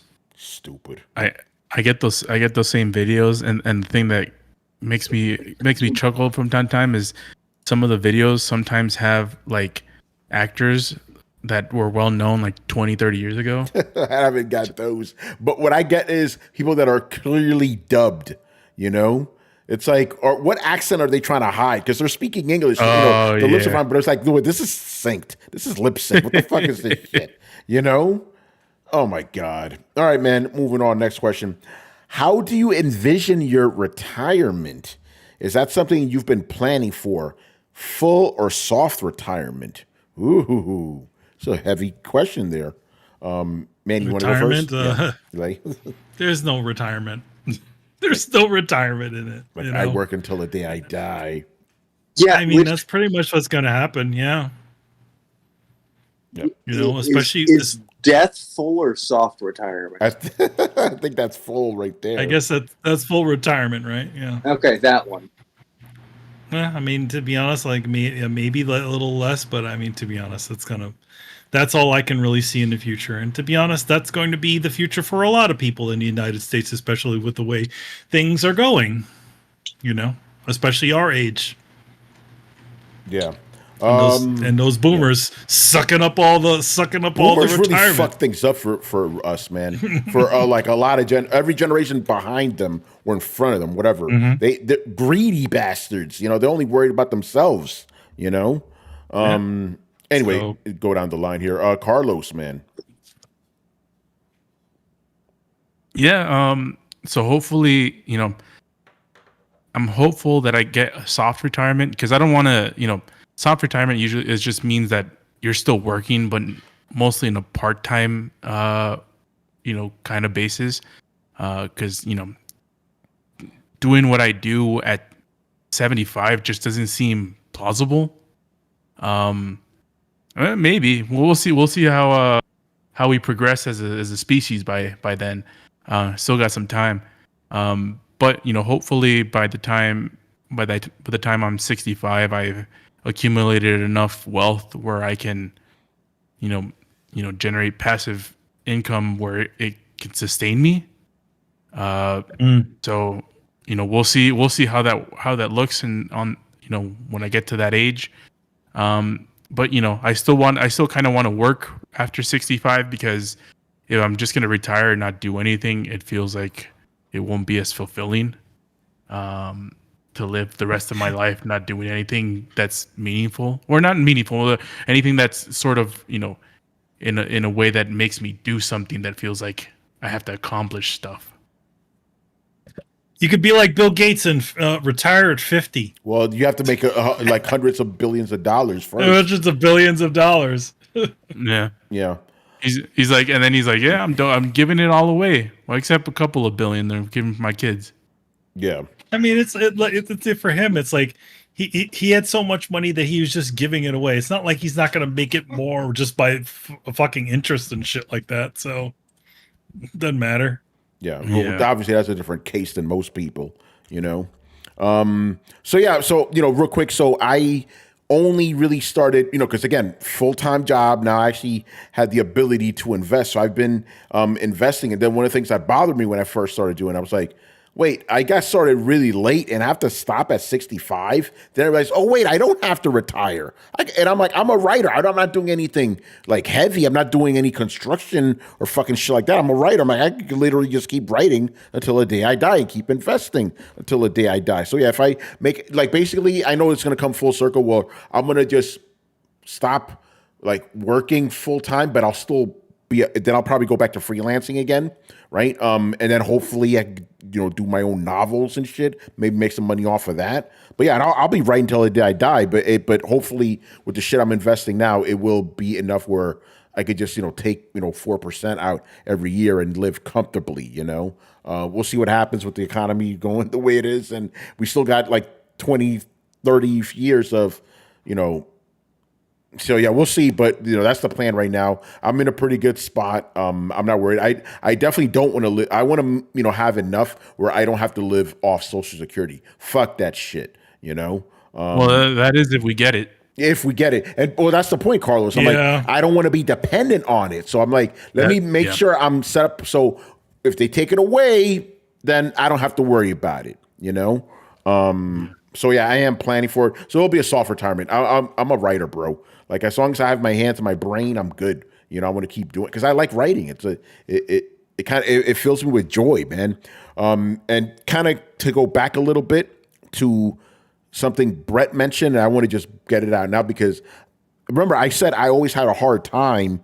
When people ask me, "Oh, what are you most proud of?" I'm like, I don't fucking know. The reason is because I'm a way better writer now than I was even yesterday. So it's like anything that I've done before is not as good as what I could produce now. So I think that I finally answered that. Like, why can't I answer this question? It's because I know that the shit I'm writing now is better than I wrote before. So I can't be proud of something that's like shit compared to what I'm doing now. It's all garbage. Yeah, but you know what I'm saying. I could say, Brett, it's right, but it's the same deal. I'm like, I know. I actually told somebody. Hold on, Manny. Go ahead, Brett, and then you, Manny. After that, I actually told Gresham like this like big Hasbin Hotel Pentapic thing. It was like a 5-part poster that all went into each other. It was like the composition was making my head hurt. And I told her, I was like, wow, like I think I actually really did a lot better with this one because, and she's like, I keep telling you that. And I was like, well, it's just the time between when I finished it and the time that like I didn't absolutely abhor looking on it. Like I'm still not a fan of it, but I don't absolutely hate it. I'm not like I'm at the point where I'm like, it's not complete garbage, and it's only been about 6 months. And, like, for me, that's a really fast turnaround. Like, anytime I can look at something and be like, wow, I haven't looked at, I'll be able to look at something, like, I haven't seen in years and be like, yeah, I guess that wasn't too bad. But, like, if I look at something 6 months ago and I had, and I could be like, yeah, okay, I can see where that was going with that. Like, that's remarkably fast turnaround. So, if I only hate something for 6 months, I take that as a sign that it was a pretty good pick. Yeah, I agree. You know what, Brett? You're so right about that. If I look at something I wrote 2 or 3 months ago, I'm like, man, I could have done that better. But if I look at something I've written a year ago, I'm like, yeah, that's pretty good. Isn't that interesting how that works? Manny, what were we gonna say? I was gonna say, for me, it's not the impressed with the definitely feel that things that I draw currently are better than what I've done before. But one thing I am proud of is the amount of research that I did to put into something. Case in point. So I'm not sure if you guys know, but you know that Quidditch game that just came out, that's coming out soon. Yeah. I originally did initial early like key art development on that game. Obviously I can't show the piece that I did for that, but me being a person who has no connection to Harry Potter, I delved in like deeply into all the stuff, what all of these things are, what the outfits look like, what all this sort of stuff was. And then I created this piece, which was, going to go with the pitch that was going to go to, to sell this game to a studio. And the studio and now Warner Brothers is producing that game.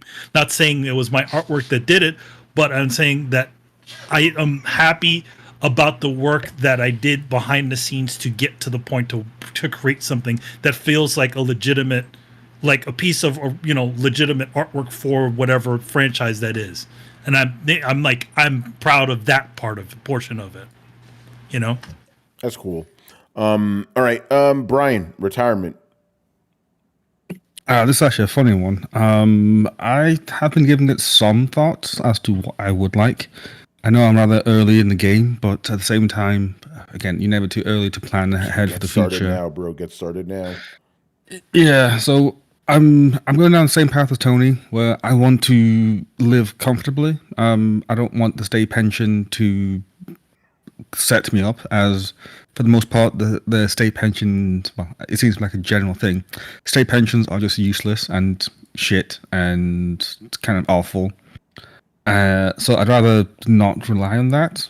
So I'm thinking, what can I do where I don't have to rely on that and I don't have to be so dependent on the government for anything, because the government's shit anyway, as a general rule.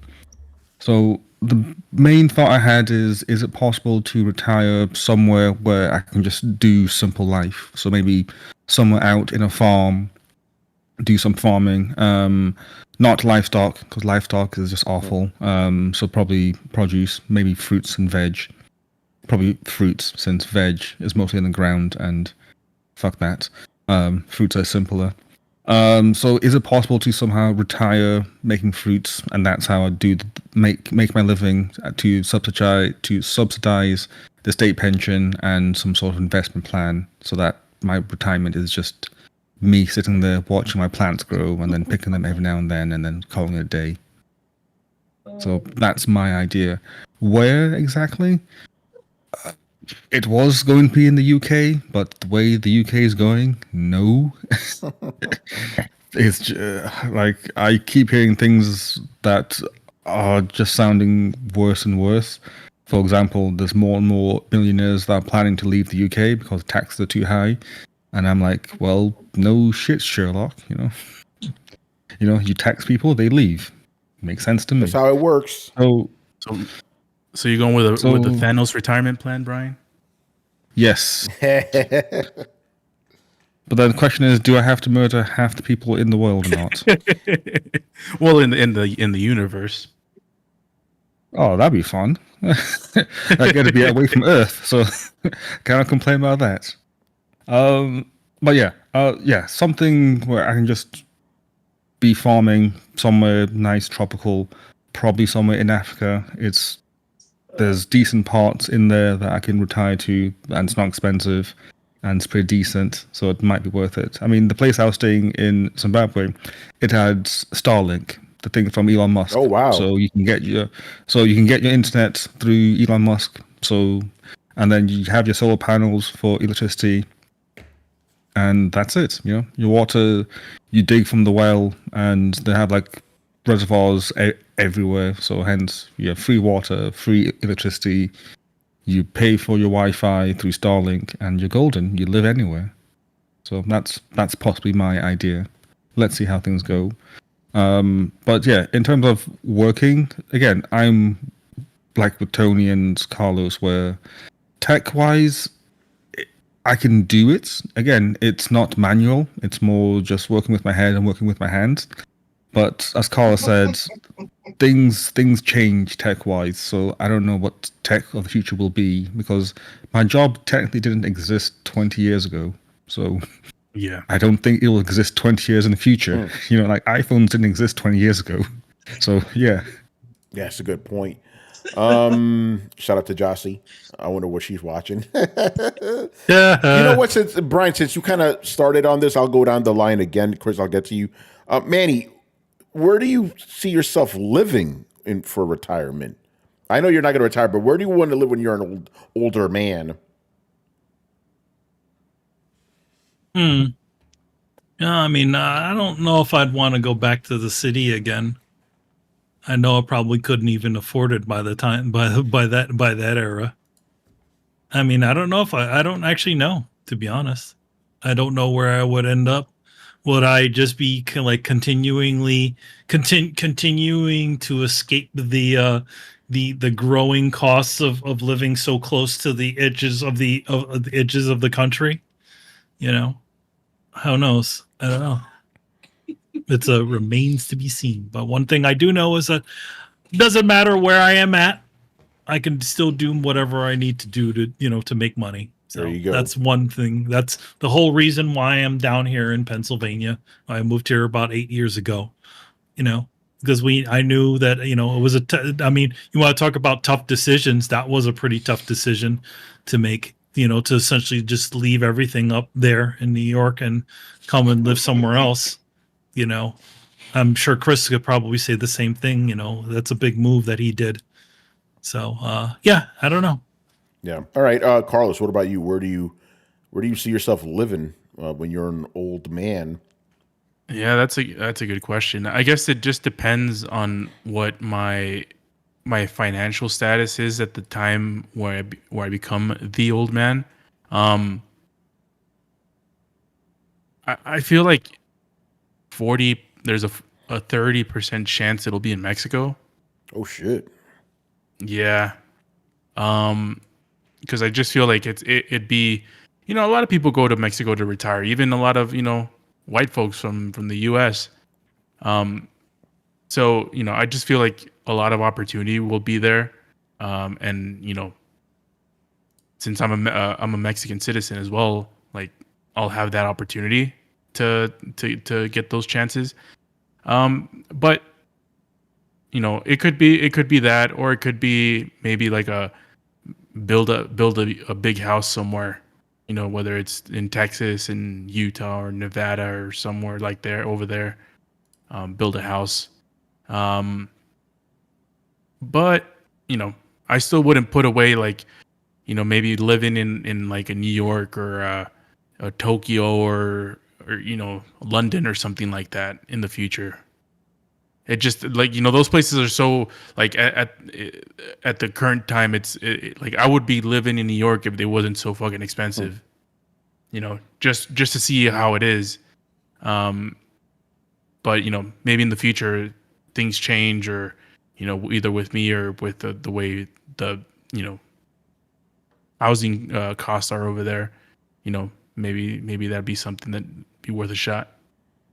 Yeah. For me, yeah, obviously if I could afford it, I've been saying this, as long as I could afford to, I'm gonna keep living in New York. I don't want to live anywhere else. Like this is the place. If I could get myself a nice condo, right? I think I'm gonna stick here in Long Island City. I really like Long Island City. It's still in Queens, but close to Manhattan, so that's what I would like. This is a little bit tied into another question we have coming. But that's what I would like. Stay in New York, have a nice condo and just chill, just have everything brought to me, which I kind of already do now, if you think about it, when I don't go to work and stuff. But yeah, I really don't want to move anywhere else. New York is it's in my blood, man. This is a city I've wanted to live in since I was a little kid. I don't want to be forced out. There may be circumstances like if crime gets too crazy or this immigrant shit gets too nuts, I may be forced to like go to live with Chris in Austin or some shit like that. Maybe Florida. Because I have, that's the only thing that's crossed my mind lately. Not because again, I love New York, but it is really bad here. Like again, homeless, illegals and shit. It's getting pretty bad. If it keeps going like this, I may be forced out. And if that's the case, Texas or Florida, where they're free. That would suck. I don't want to do that, but we'll see what happens. The one thing that people do to combat any of that is literally moving further away from the city where people don't gather like that. You know what I mean? That's why you see people moving out to full on Long Island. Yeah. Because, there's no reason for, homeless or that. In other words, it's an epicenter. You can get everything you want, even if you don't have anything. You know what I mean? Closer to the when you're in or close to the city.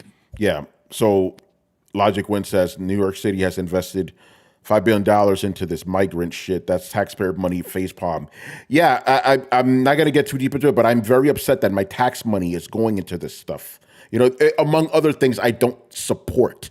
It's very upsetting, So again, I don't want to leave New York, but I may be forced out in the future if things keep going on this trajectory. Like, again, just like get the fuck away from the coasts, and if the Civil War happens, I definitely don't want to be here, Anyway, Brett, old man, where do you want to actually be? Hawaii is still that's still the answer, right? Oh yeah, My if man. the is there, absolutely. Tattooing tourists on the beach. There you go. Hawaii's fucking dope, man. I may join you, Brett. Fuck, if things get Fuck bad yeah. here. I'm serious. Hawaii's fucking dope. You know? Yeah. Oh, by the way, I should say I am also a citizen of the Dominican Republic. I could live there, but I still rather be in America. So Hawaii would be a nice place too, you know. Full citizenship. That's it, you know. But I could have like a nice like little home in Dominican Republic and shit. Go there, you know, every once in a while. Because again, Manny, just like you and you know, it's like I could work wherever, you know. I'm not tethered. Anyway, Chris, retirement. Are you planning for it? / where do you want to continue living? Planning for it, kind of, but I think it would be soft. And to echo what Brian's saying, I don't even think most software development or any kind of development job is going to exist in 5 to 10 years. The way AI is going and stuff, I I don't know what the landscape is going to look like for any type of development or any type of computer engineering stuff, except if you make hardware. If you're doing software that and coming if more junior people and stuff, that they're kind of screwed at this point. So I you know, I would want to like just like branch out, do something else. And I mean, I have some investments and, you know, 401ks and shit, but I don't see myself stopping, like completely retiring and just like sitting on the porch, like drinking like rum shots and just playing fucking dominoes or something. I don't see that like doing Backgammon. yeah, backgammon. Like I'm not doing that. And where I would like to live, I guess, when I'm older, where every New Yorker goes to Florida. Florida, yeah. And I would say that because that part of me, like I'm kind of like a big kid. If I would just buy an annual pass to like Universal or something and go whenever the fuck I want, ride coasters and shit. Like I would love to do that. I like it here in Texas, but I would absolutely, if I were to leave here to go anywhere, it'd be Florida. There you go. Chris, that new island, the new Oh yeah, Epic Dimensions Universe, one is absolutely. coming soon. Yeah, Oh, man. if I Yeah. brought Kristen there, she would live there. I couldn't get her to leave. Yeah. She live in the park. That's fun. All right, man. Another one from Mr. Eurocar. Having the ability to teleport anywhere would make life not only immensely easier, but also save you a boatload of money.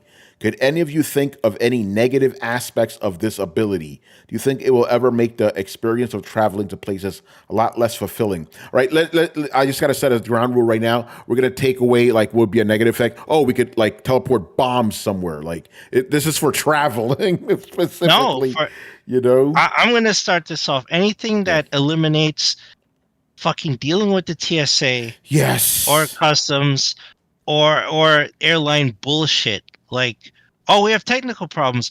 Oh shit! CrowdStrike pushed out a patch that disabled all of our fucking computers. You know that fucking nonsense. Yeah, there's zero negatives to that. Anything that could just be a middle finger to the fucking airlines and the TSA, I'm all for that. Yeah, get me to where I'm going as fast as possible. If I could just pick up a suitcase or whatever, I walk through a goddamn Stargate and end up in Orlando or wherever I want to go, or Hawaii. Yeah, I'm all for that. I will go through that shit. I will be the first one in the transporter. It's like, oh, scramble your molecules. Yeah, scramble me to a fucking vacation. Just do it. Chris will come out to the side like Brundle fly and shit. Yeah, well, I'll still be in Florida. I'll just enjoy it. Fuck it. Chris will step out like, I've never been like my man from RoboCop, you know. Don't touch me, man. Chris goes to the portal and then goes up to the guy running the portal. Is like, yo, homeboy, what's your name? It's Jose. Beam me up, Jose.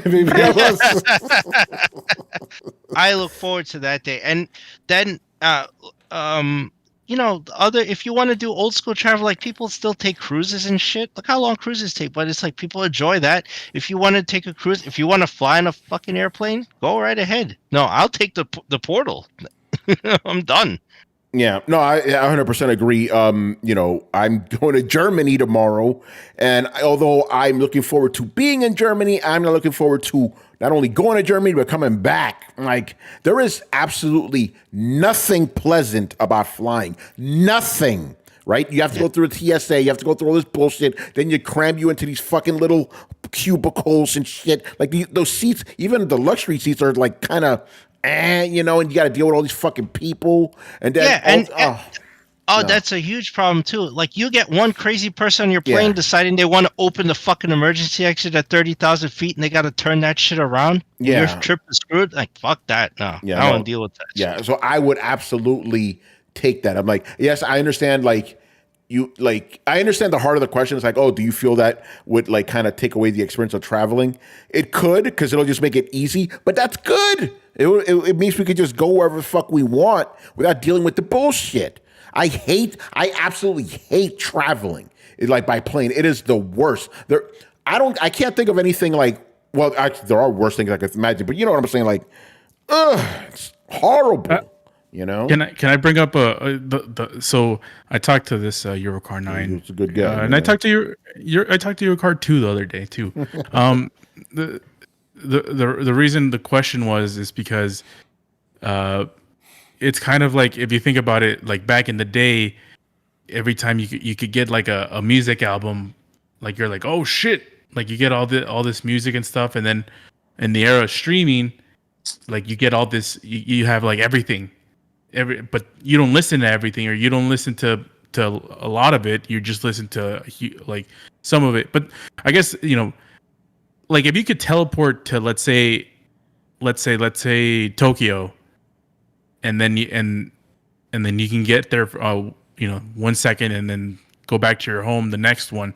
I wonder if that type of experience at some point would kind of just feel like not special. Yeah, and I wonder if it would. There's some diminishing returns at some point. Yeah, like again, I understand the heart of the question. It would cheapen it, because like, okay, I'm gonna go to Tokyo for lunch and then come right back. You know, like I get that, but I hate the TSA so much. I'm willing to sacrifice that. I hate flying. You know, it is awful. There's nothing good about it. You know. So that's a good sacrifice. That's a good sacrifice I'm willing to make. Fuck that shit. Flying is fucking terrible. Terrible. Yeah. Anyway, anybody else? Teleporter? Teleporter, Stargate. Tony here. Yeah, for traveling, flying. Go ahead, Brian. Yeah, I totally agree.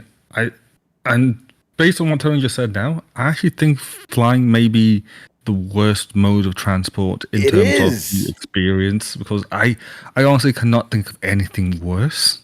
Maybe a cruise liner if there's like a outbreak, but then again, if it's an outbreak of something on the plane, then you're also screwed. You're able to move in a fucking cruise liner. You're not just in this little ass seat. You know, you're in this fucking coffin.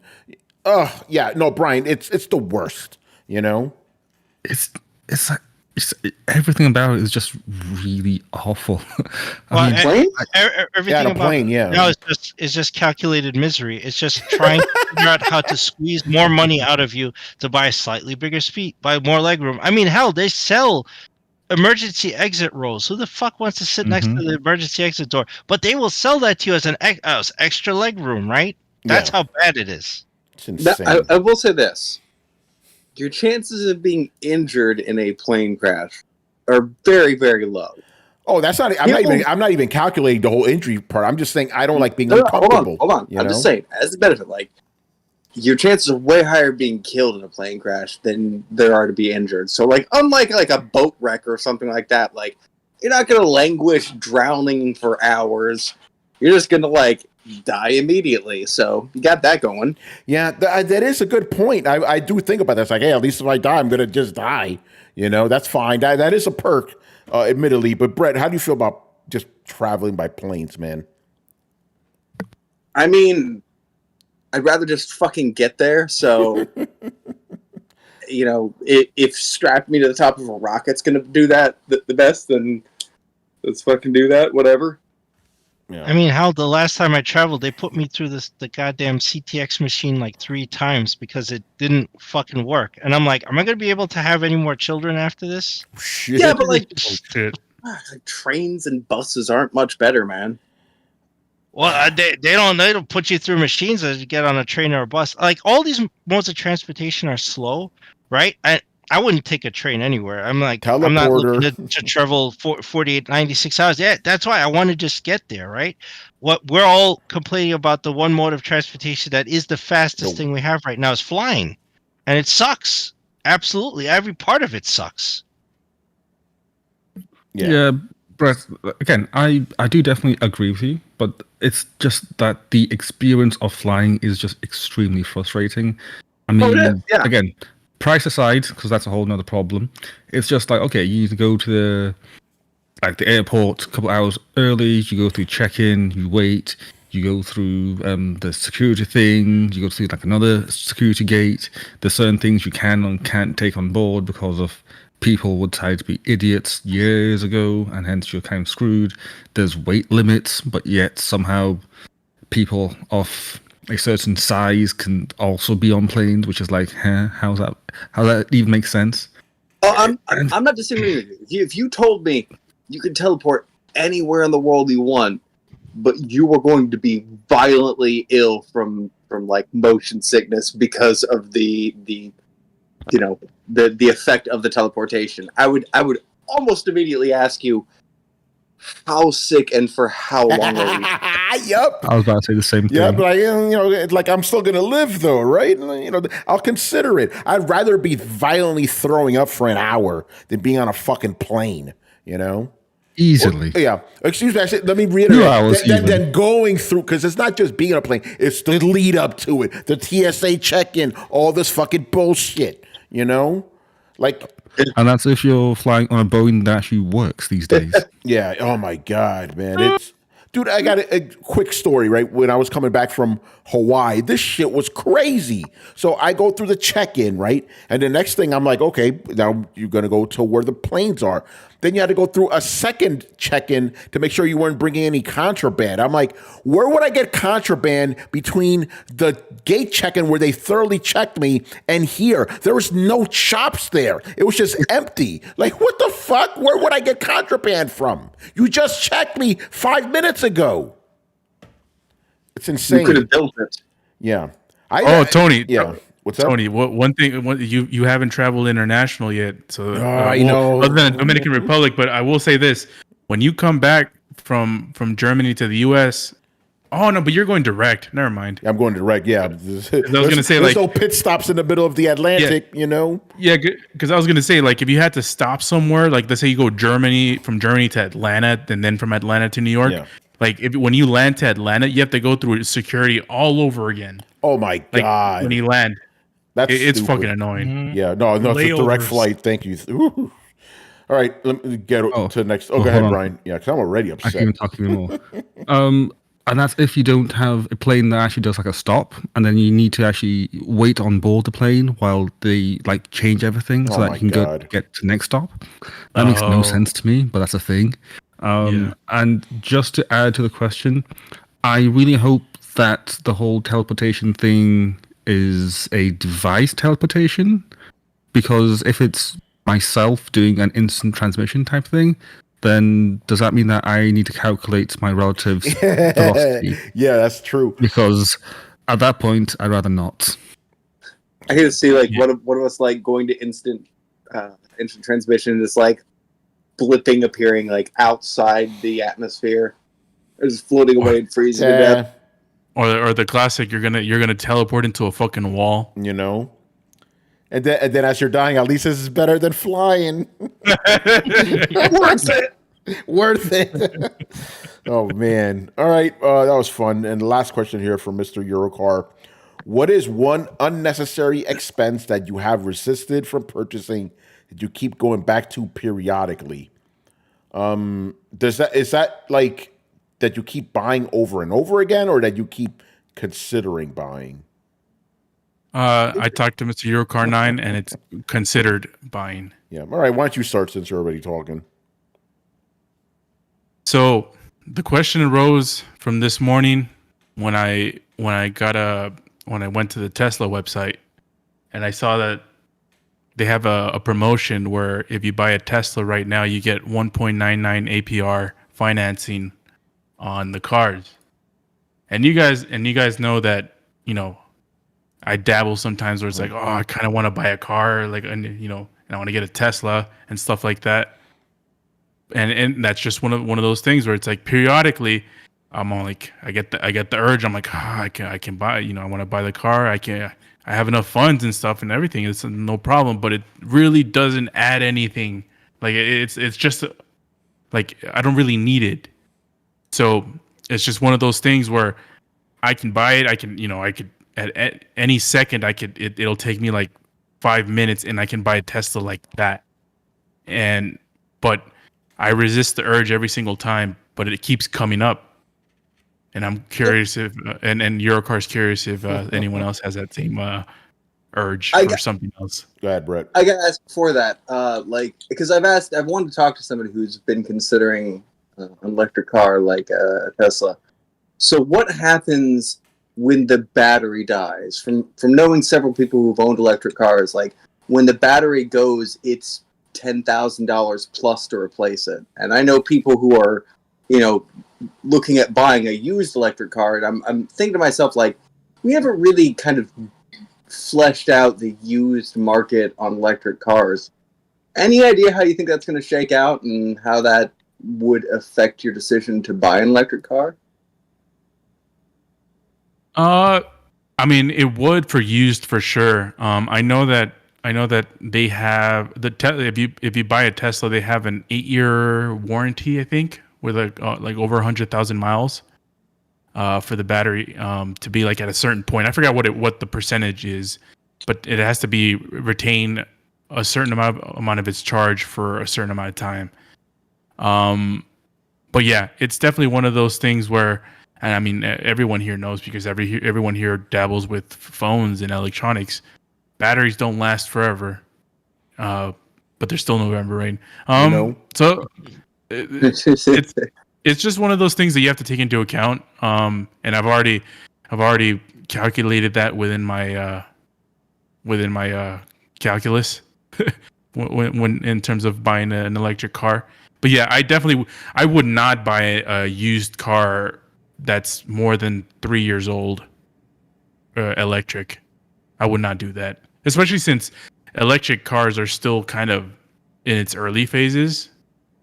So do you think that would help, or do you think that would hurt the secondhand market when you would go to sell the Tesla?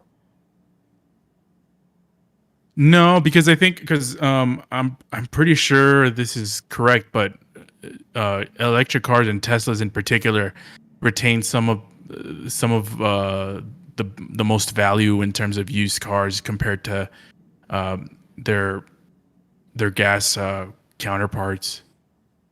So they actually, the used car market for Teslas is actually pretty good, all things considered. Interesting. Okay, cool. Yeah. All right. Does anybody have any purchases that you keep putting off, that you keep coming kind of back to? Like, man, I want to buy that, but I shouldn't buy that. VR. Yes. Wait, say that again. Right. Say that again, Brett. VR, virtual reality. Oh, VR. Okay. Which one specifically?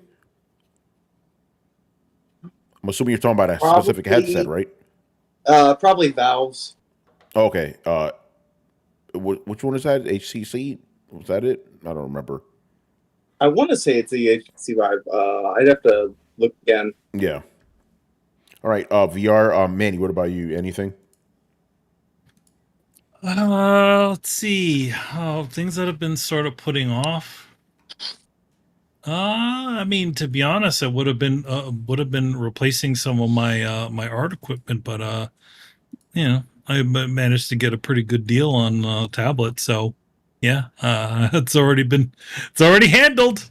So yeah, it's usually just that sort of stuff. I mean, there could be something that I need to be thinking about, but not really. Yeah.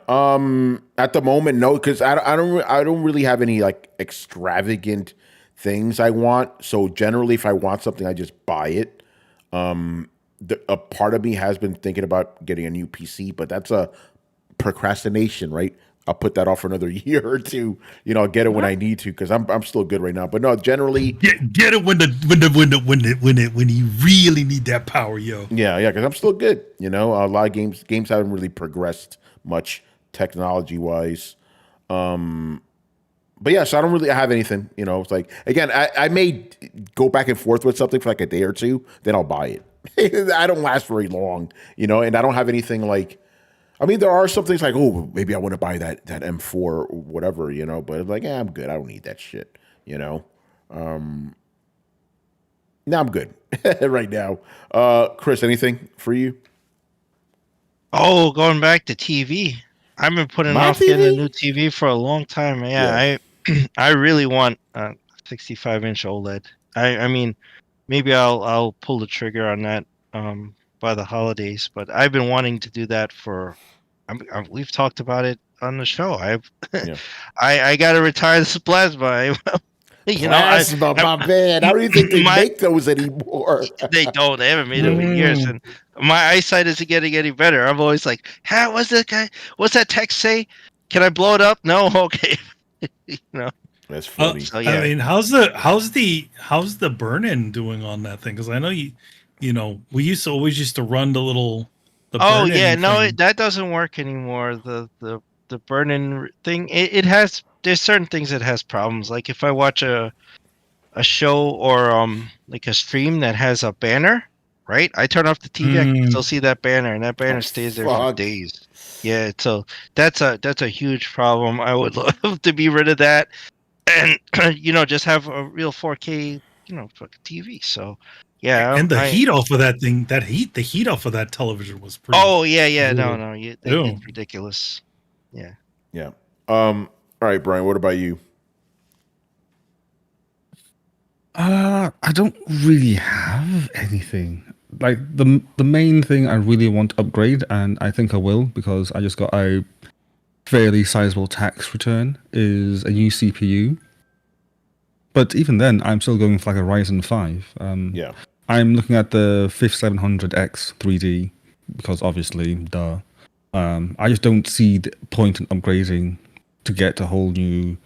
You need to get new motherboard, get new processor, get new RAM, and stuff. Nah, fuck that. I'm good.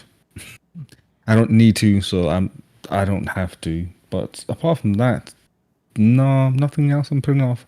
TV still kicking fine, monitor's kicking fine, so nothing really. All right, I have the 5900, Brian. It's pretty good. Yeah. All right. And what's up? does it make sure that your motherboard is compatible with it? I think it's like AM4. Yep, it's an AM4. Updated the BIOS, so it's ready for it. It's funny enough. When I'm making my NAS server, I thought about using my older CPU, which was the AMD FX 6200. Yeah, remember that one? Mm-hmm. But then I was like, no, power consumption's a bit too high, and I don't really need it. So I went with another AM4 build. I don't remember which one. One of the ones with the iGPUs, and I said, okay, since I already have an AM4 build, I'll use my current motherboard for the NAS server, and then buy a newer motherboard that can support like the newer Ryzen's with no problems. So, see, thinking ahead, forward thinking. There you go. All right, moving on. Alpha Chuck in the house. So he says, happy 500th episode. I know I haven't been around since the beginning, but I really appreciate the work you guys put into the show to give the fans content. Thank you, man. Yeah, listen, man, whether you've been here from the beginning or you're a newcomer, all are welcome here, Yeah. All right, man. Got some questions, so let's get into it. What are your current professional or personal goals that you've set for yourself? Ooh. Some deep questions tonight, people. Who wants to go first? Current professional goals. Professional or personal? I Professional.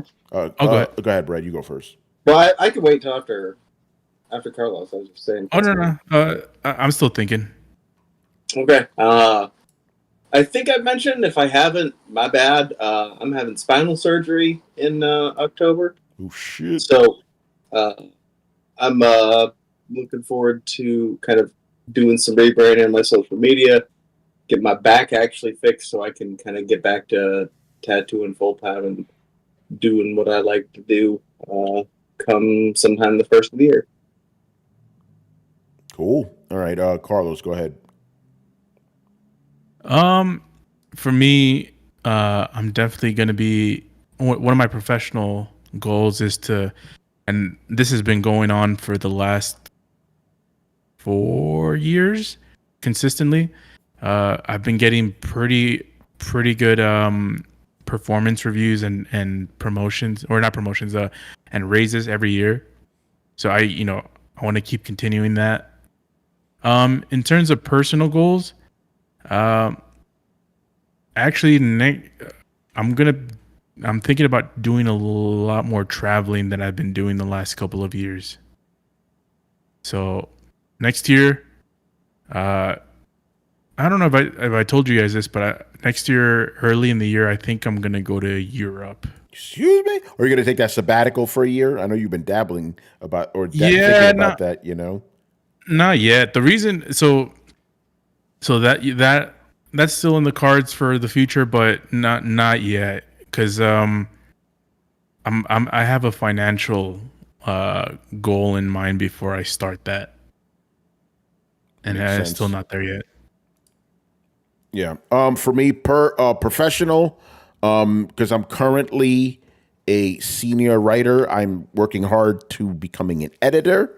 So that's my next personal goal. Hopefully that'll happen. Yes. I think I'm very confident that's going to happen. So that'll be good. Get a pay raise, which obviously means more taxes taken from me, so they could pay for these fucking. Let me not get into it. So that's the professional. And then the personal one, get these books I've written published. I didn't talk about this stuff before because there's so many fucking writers out there that talk about the books they're going to write and they never do it. I have 2 finished manuscripts, 4 finished novellas, and I want to write a third one that'll kind of complete the arc, and then I'm going to start doing the whole process, get them out. So I have fully written stories that you could read from beginning to end. They're not just like ideas and shit. So that's a personal goal. I don't know. I don't want to put a time date on that, but definitely before I turn 50. Your boy's gonna get some novels out there, it's self what do you call it, independently published, because I don't want some fucking sensitivity reader coming in changing my shit, I don't want any of that, I don't want to deal with any of that publishing stuff that's going on behind the scenes. I do it independently through Amazon, all that.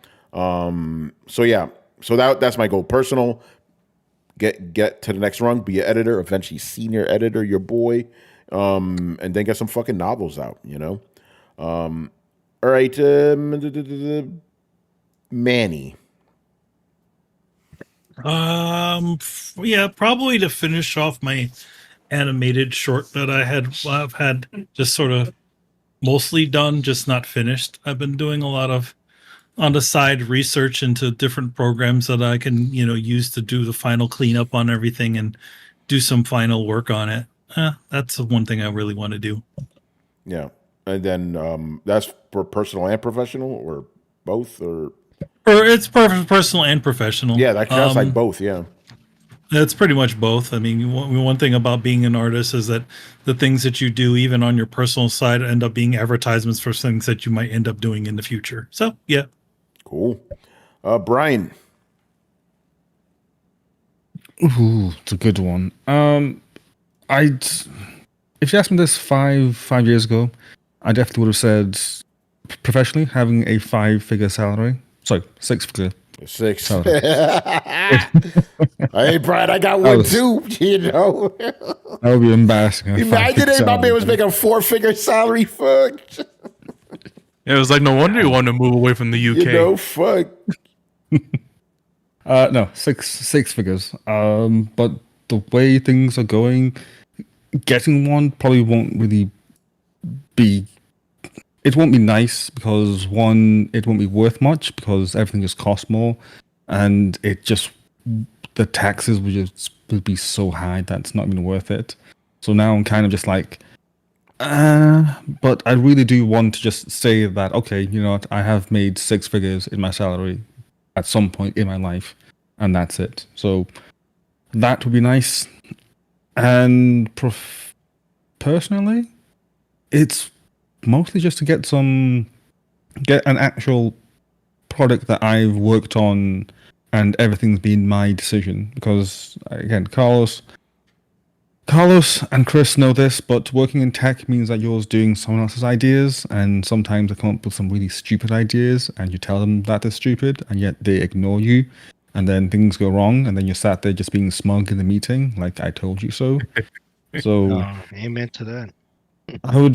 I'd rather just say, you know what, let me just work on my own things, because at this point I know lots of good ideas that are good ideas and know how best to do things. So work on some sort of product that is my own and put it out there, and hopefully that rolls into the idea of retirement, so that can get some sort of passive income. So definitely put out some product. I have few ideas as to what I want, and they seem relatively viable. There won't be massive ideas, but the idea is get enough small ideas out there that the passive income on each one may not be that high, but put together, it's a decent amount. And that's basically my idea. That's my goal, I guess. Cool. All right, Chris. Personal and professional. Well, I agree with Brian's personal sentiment, because I can relate to that, where ideas just they're not your own, and you pour a lot of time into them, and then they don't go anywhere or whatever. I personally, I would love to sit and write my comic and put it out there. I've always wanted to do that for years and years. Nice. And I would want to take the time to do that. Professionally, I think, I don't know, because I don't know if I want to get promoted and be like a manager or director or something. That's the shit I don't want to do. I hate meetings. I like doing shit. Like my boss right now, he's in meetings constantly, and that would drive me fucking insane.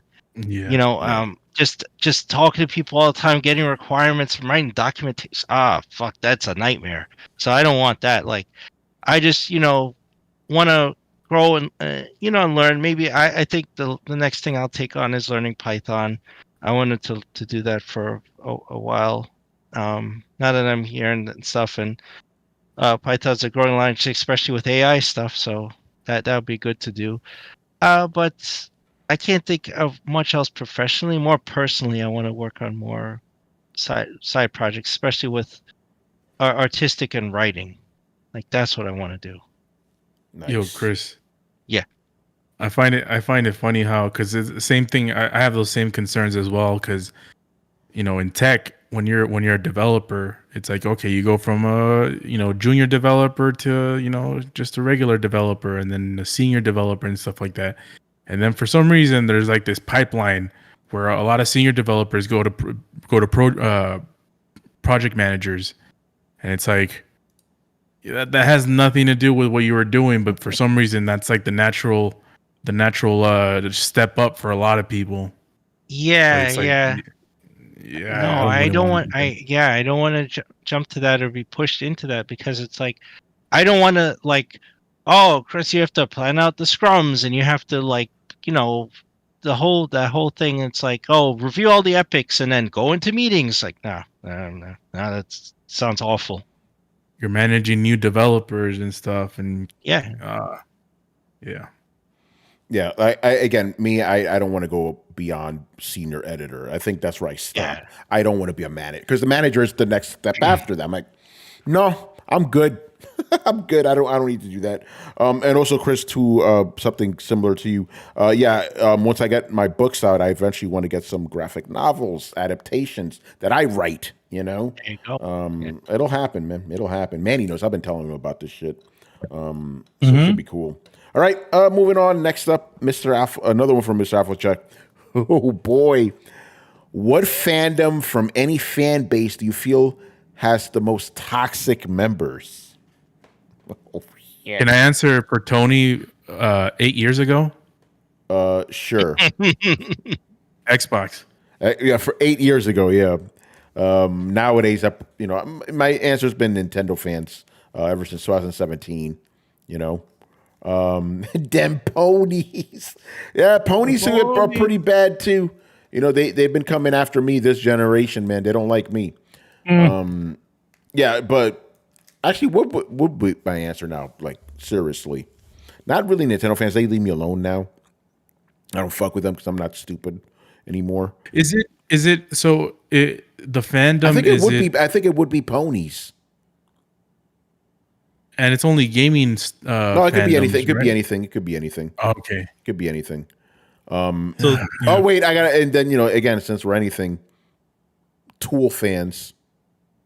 And Metallica fans too. Tool snobs, Tool snobs, and yeah. Anyway, so those are my answers. I know I only supposed to pick one, but whatever.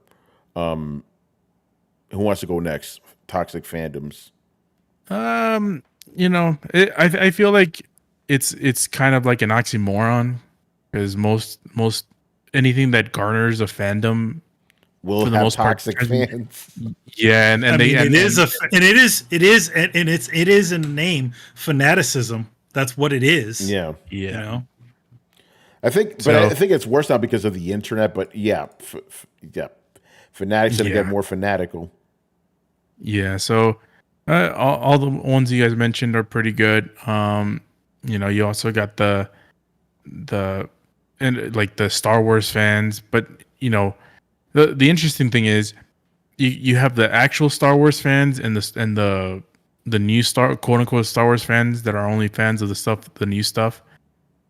That are kind of like the happy-go-lucky people that only like it because of a certain reason.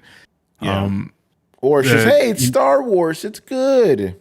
Yeah. Well, there's also the it's anything Star Wars they love. So I know too many people like that. Yeah, and the first thing that came into mind when you said that, it's like, aren't you happy to get this Star Wars stuff? Oh God. It's like, like those people drive me crazy. So yeah, I feel like most fandoms, eventually turn toxic and have their bad sets of people. Yeah. All right. Anybody else? Toxic fandoms or shitty fandoms? It's a weird one because it's like I don't really deal directly with. Like I feel like I don't have any personal experience with some of these. You know what I mean? Yeah. So I can't like fully say. I mean, obviously, but the thing about it is like the one, the people that are essentially coming after people are usually a minority of people. They're often the loud ones, and often the thing. Usually, it's the silent ones, but that are just kind of just doing their own thing. So yeah, I don't know. I couldn't tell you what one is the worst, or has the worst fans because is what it is. Yep, I got another one. I don't know. Way. I got two of them, and I'm actually, you know what? I'll stop because I may take somebody's answer. I don't want to do that. Brett, do you have any answers for horrible fandoms? Bronies. Brony? Oh shit! Does that even exist anymore? There's no show. Yeah, is that a thing? I don't know. There's no pony show anymore. They were pretty bad though. Yeah.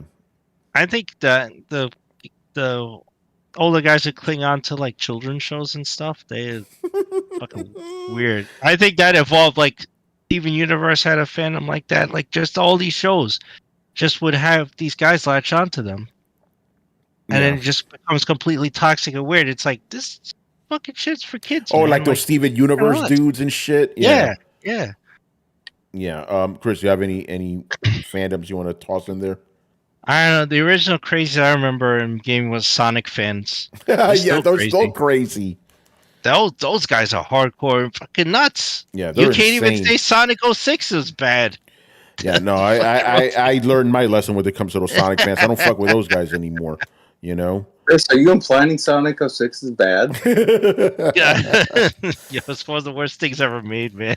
Oh man, Brian, you have any? I don't know. Again, I'm with Manny here. I don't really interact with them, so I wouldn't exactly know. But I've heard that is it the BTS, the Korean Oh band, God. idol group. I've heard that their fans are just really bad. All right. And Go ahead. and only because it happened recently. Taylor Swift fans. Oh, the Swifties. Yeah, they're pretty crazy. Yeah, I mean, it's one thing to be excited about pop stars, but another thing to like dress up like them and like the white outfits just because she did it. It's like, okay, and yeah, it's just I don't understand, and I think they're just weird. But yeah, I'm with most of you of Manny's thoughts where it's always going to be a vocal minority that are bad, and that's what you see. So can't really judge. All right, I got two that I can't believe we didn't bring up. MCU fans, really fucking terrible. And my favorite, Snyder Bros. Oh my God, those are. I don't know. I think they may be worse than the MCU fans, bro. Like they're cultish, you know. Yeah, the Snyder Bros. They're yeah. Like I've ran afoul of those guys many times.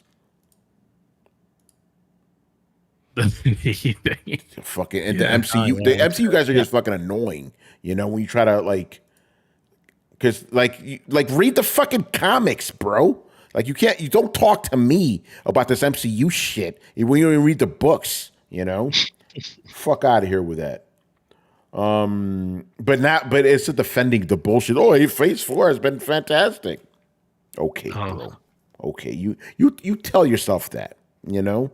Go, whatever. Anyway, next up, another question. And Brett, I think I may want you to answer this one first because I think you'll like this one. Why is it so hard for fantasy fans to get any decent show adaptations? I personally weep for Wheel of Time, which is my favorite book series, but the show is an utter travesty. Oh my God! I think it's because. Okay, so I've been having a bit of a I don't know if you call it a come to Jesus moment or revelation or something like that. I've always felt a certain way about a lot of stuff. Like, man, it feels like they are genuinely and honestly trying to drive me out of my own fandom because they seem to hate me based off this preconceived notion that they have about what that they think that I am. But clearly the truth has to lie somewhere in the middle. And then I keep finding shit out and hearing shit, especially with, the cancellation of the Acolyte and them going off on the, popping off of the gills about how, how they're letting the toxic male fans win and blah, blah, blah, blah, blah. And you actually come to realize, every single thing about psychopaths pushing an agenda and intentionally trying to push you out because they feel that things that you love are somehow the bastion of all evil. That's not hyperbole and that's not exaggeration. That's actually fucking dead on. And I just don't know how we've gotten to that point where I feel like I'm fucking taking crazy pills, man. So, I'm sorry. Where did we even start on this? I got myself so angry. Yeah, I know. And by the way, everything you said, I 100% feel you. It was just a question of why do they have such a problem adapting fantasy to TV? Oh, that's what it was. Yeah. Okay, so fantasy is generally, and this is according to them, not me, the realm of cis white straight men. And that means that it needs to be changed because not that it's problematic, but the fan base is problematic, so that they need to inject the message into the thing, either in an attempt to win over the fan base, but honestly, and this is the thing that like I find startling, more often, and they're aware of this, drive those people from the fan base, not because they hope to take it over, but so that people like that have less places to congregate, right? They're trying to fumigate and shine a light on the dark corners of the interweb so that the people that like those things don't have anywhere to talk to other people who also likes things that they like. It is an active and directed attack, not just at the things that you like, but at you, which I keep wanting to think that has to be an exaggeration. That has to be a mistake. That, again, the truth has to lie somewhere in the middle. Nope. I am finding out over and over and over, no matter how bad I think people are, they are worse. And I will never, ever understand how that can continuously shock me. But it does. It does. I guess I'm gullible and kind of an idiot. So, I don't know, man. Yeah, you need to stop having so much faith in humanity, bro. That's the thing. I'm like, I don't have faith in humanity. I don't. You clearly do. Still You know? I feel like for fantasy it takes a really special director to make something work. There's a reason why fucking God damn it, I'm forgetting his name. Lord of the Rings. Peter Jackson. Peter Jackson's still living off of Lord of the Rings. Yeah, but Like, that's not what happened with Wheel of Time. Wheel of Time was intentionally and studiously decimated. Or desecrated. Fucking desecrated.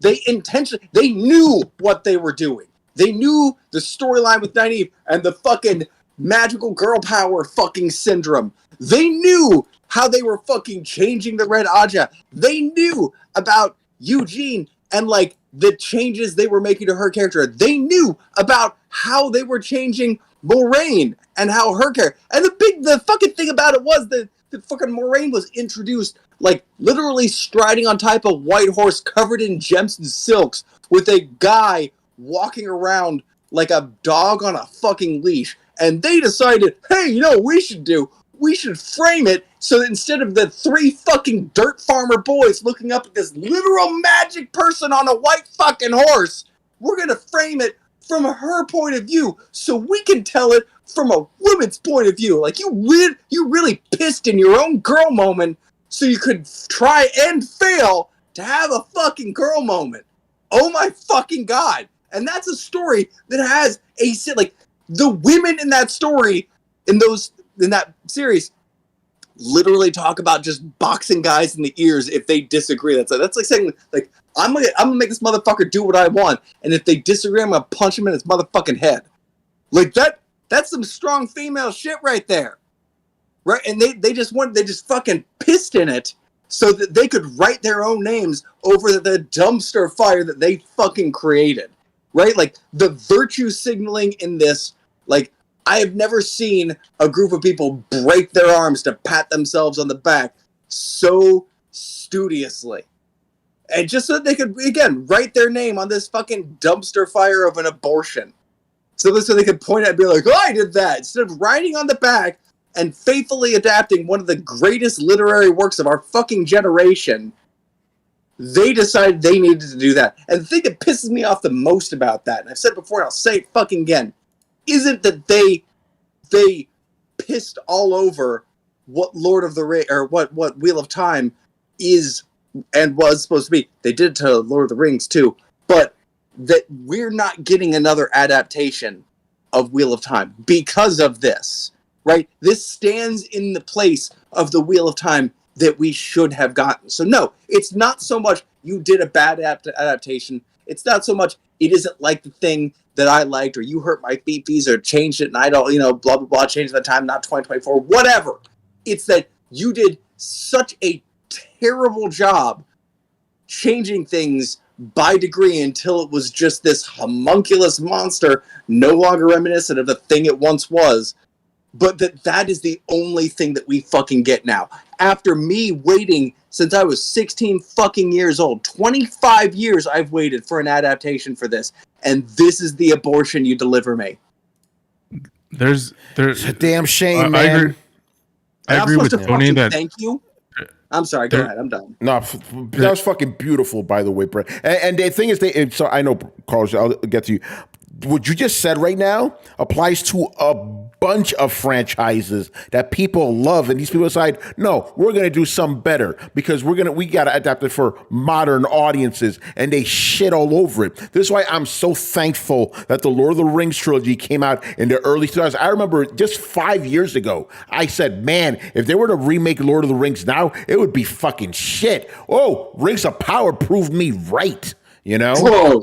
Isn't that something? And you've never felt so terrible to be proven right. Yeah. Oh, and then the whole like you said, Star Wars acolyte, Doctor Who, bro, fucking Warhammer. Like I could go on and on and on. Like they're just dumping on everything. And I never thought about it that way. But you're right. It just seems like we want to push you out, and on top of that, we want to do this to make you feel bad so you won't fight against us when we destroy everything, you know? Let me stop right now. Go ahead, Carlos. Yeah, I just feel like people who are adapting these stories, like there's a reason why Wheel of Time story was created in a TV show. It's not because, you know, talented people like Christopher Nolan or Denis Villeneuve thought that it was good to adapt it. It's because a fucking studio said we can make money off of this. So it was created. It was created because it's an IP that had some recognition where they felt like there was a market they could probably target to get. So I don't think that this adaptation was made out of a labor of love. So, you know, the virtue signaling and all that stuff that was added into this TV show, it's like the microtransactions of the video game industry. It's just added there because it feels like there's some brownie points that could potentially get them some credence to certain groups of people. But in the end, it was never going to be good, even if they adapted it to a T. I felt like it wouldn't have been good because the people making it aren't just as talented or as passionate or understand fantasy like people who actually do a good job of these adaptations too. So, Lord of the Rings was good because Peter Jackson was obsessed with the story. He knew the story in and out, and he's also but that's not the only thing that's important. He's also a great filmmaker. Like you need both. You can't just be passionate about something and think you're going to make something good. You also need a top tier talent. You give fucking Lord of the Rings to 99.9% of the directors in history, and they would not do a good job. Yeah, it takes a really special person to make Lord of the Rings the way it is. Of course, the irony is Peter Jackson also gave us the Hobbit trilogy. Yeah, and the Hobbit trilogy, I don't blame him as much because he was essentially forced to do it. Yeah, to do a trilogy, Yeah, and a trilogy as well. Yeah, in a limited amount of time. The studio fucked him and Guillermo del Toro on that stuff. And that's why, and like you mentioned, there's not fantasy movies and TV shows just aren't as doing as well. Like Narnia was supposed to be the big thing, remember? Like then this was 15 years ago. Yeah, and fantasy's hit or miss because think about it. What's the biggest thing in fantasy? The biggest hit, Game of Thrones, right? And it was when that thing was on, bro. And I mean on as in like on its A game. Nothing was touching it, right? But then they ran out of books. You know, and now it's memory hold. Nobody talks about Game of Thrones. I mean, House of Dragon kind of brought it back. But remember, there was a bit of time where it's like this was the biggest show on TV, and nobody talked about it.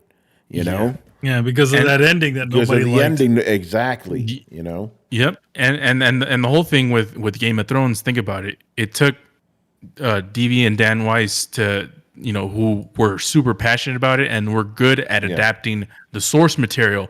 But once it just took the domino of the source material running out for the whole thing to go crash and burn. So also they left to do Rogue One. Was it Rogue One? No, they went. No. They were gonna do their own. They were promised their own Star Wars project. So they Star Wars film. So they rushed Game of Thrones, but since it failed, the movie got canceled. Yeah, so they screwed themselves. Real quick, Logic wins. He goes, He is asking me if I answered Dio's question about my movie of the year. No, I cut that question out. I'll save it for another show. But I can answer it. It's Deadpool. Obviously, this year has been terrible with fucking movies. Anyway, let's move on. We still got more questions. This is going to be a long episode. Wait, I didn't answer. I didn't answer this. Before fantasy, Manny? Go ahead, Ben. Yeah. Yeah, I mean, I would say that when it comes to adaptation in Hollywood, you're always going to have to deal with the fact that Hollywood people are always going to want to introduce their own things. It's not only for because they want to, it's also because they get money off of the things that they add new to the stories. So it's to their benefit to add new characters or new things to these things to essentially change them. It is rare when you'll get a spot on adaptation. And then once you do that, you'll see. Then once the big studios see, oh wait, this thing's doing good, then they start to introduce changes, and it starts to screw with everything. So there's not really any sort of like direct answer, because obviously with something like Wheels of Time, you can see what they're trying to do. I wouldn't say it's fully because they're just trying to sabotage a fan base. I think it's more of the fact is that it's you're a victim of popularity. The more popular something becomes, the more the people involved are trying to essentially shave off the edges and make things better. Make things for what they perceive as a modern audience, and that's what it is. I think it's like, and it's and it becomes an overcorrection. Yeah. Yeah. All right, I'm just surprised. I'm just surprised that Tony prefers Deadpool over Dune 2. Didn't Dune come out last year? No, 2024. Oh, okay, so it's Dune. I thought Dune was in like October or something of last year. No, it was this year. I think it got pushed to this. Okay, so it's Dune. Yeah, it was this year. Okay, cool. I'll stand corrected. Yeah, I thought it was last year. All right, anybody else want to jump in on this fantasy adaptation thing?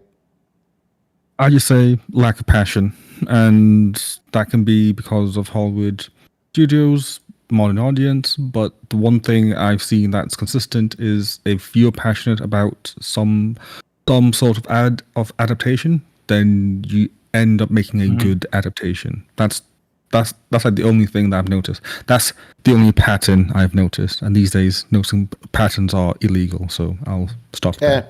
I'll just say I have Brett's rage, but just insert Star Trek. Where he but Strange in Worlds isn't horrible. No, they have a dance episode. No. The music episode was terrible. I just a lot of that I can't stand. I can't like alternate episodes. Like, oh, this one's decent today. Like, no, it's a terrible show, and most of it's trash. And he's right. I mean, it seems like they're hiring writers that are more interested in activism than anything else, and that's all that gets inserted in the stories. And they don't understand the source material. They don't understand where anything comes from. So they'll just be stuff inserted. Now they're like, oh, this is canon. Now it's like, but this doesn't make any fucking sense. None of this makes sense. It's fucking ridiculous. Like Discovery. Oh god, fucking. I don't know. Discovery's trash. Brett's rant. Can I just copy paste that and just take? You could do that for for so many properties. You could do that with. Yeah. All right, man. The last question here from Mr. Alpha Chuck. How do you like your steak cooked? If your answer is not medium rare, who hurt you? Damn. That's funny, man. I'm Dominican, so Like it took me a long well time. done. Yeah, I know it took me a long time to get away from well done. So I think a medium now. I think that's a good balance. But yeah, I'm Dominican. We always have everything well done. But so it took me a while to get out of that. So yeah, who hurt me? No one hurt me. Actually, these fucking showrunners fucking up my franchise. That's who hurt me. So medium for me. I'd say. It, Go ahead, Carlos. it depends on the restaurant. If I trust it, medium rare. But if I don't, I just say medium because not every restaurant can do medium rare that good. Yeah, Manny. Since you were talking. Yeah, I would say medium. Medium, to medium rare, depending on the place. If you're at a fancy steakhouse, you would go with medium rare because they know how to do it right. Medium, sure. I'm good with that. Yeah. Brett. I say medium because I don't trust a lot of people. Mm-hmm. All right. Yeah. All right. Brian. In the UK, chefs tend to overcook stuff, so I always go for medium well. So at least, sorry, not medium well, medium rare. Oops, almost there. Yeah, medium rare. So worst case, I get a medium, but best case, I get somewhere between medium and medium rare. And like with Tony, I used to be well done for the longest time, and once I tried medium once, I almost killed myself because I'm like, why was I so stupid? Yeah, no, medium's good, man. And then Chris.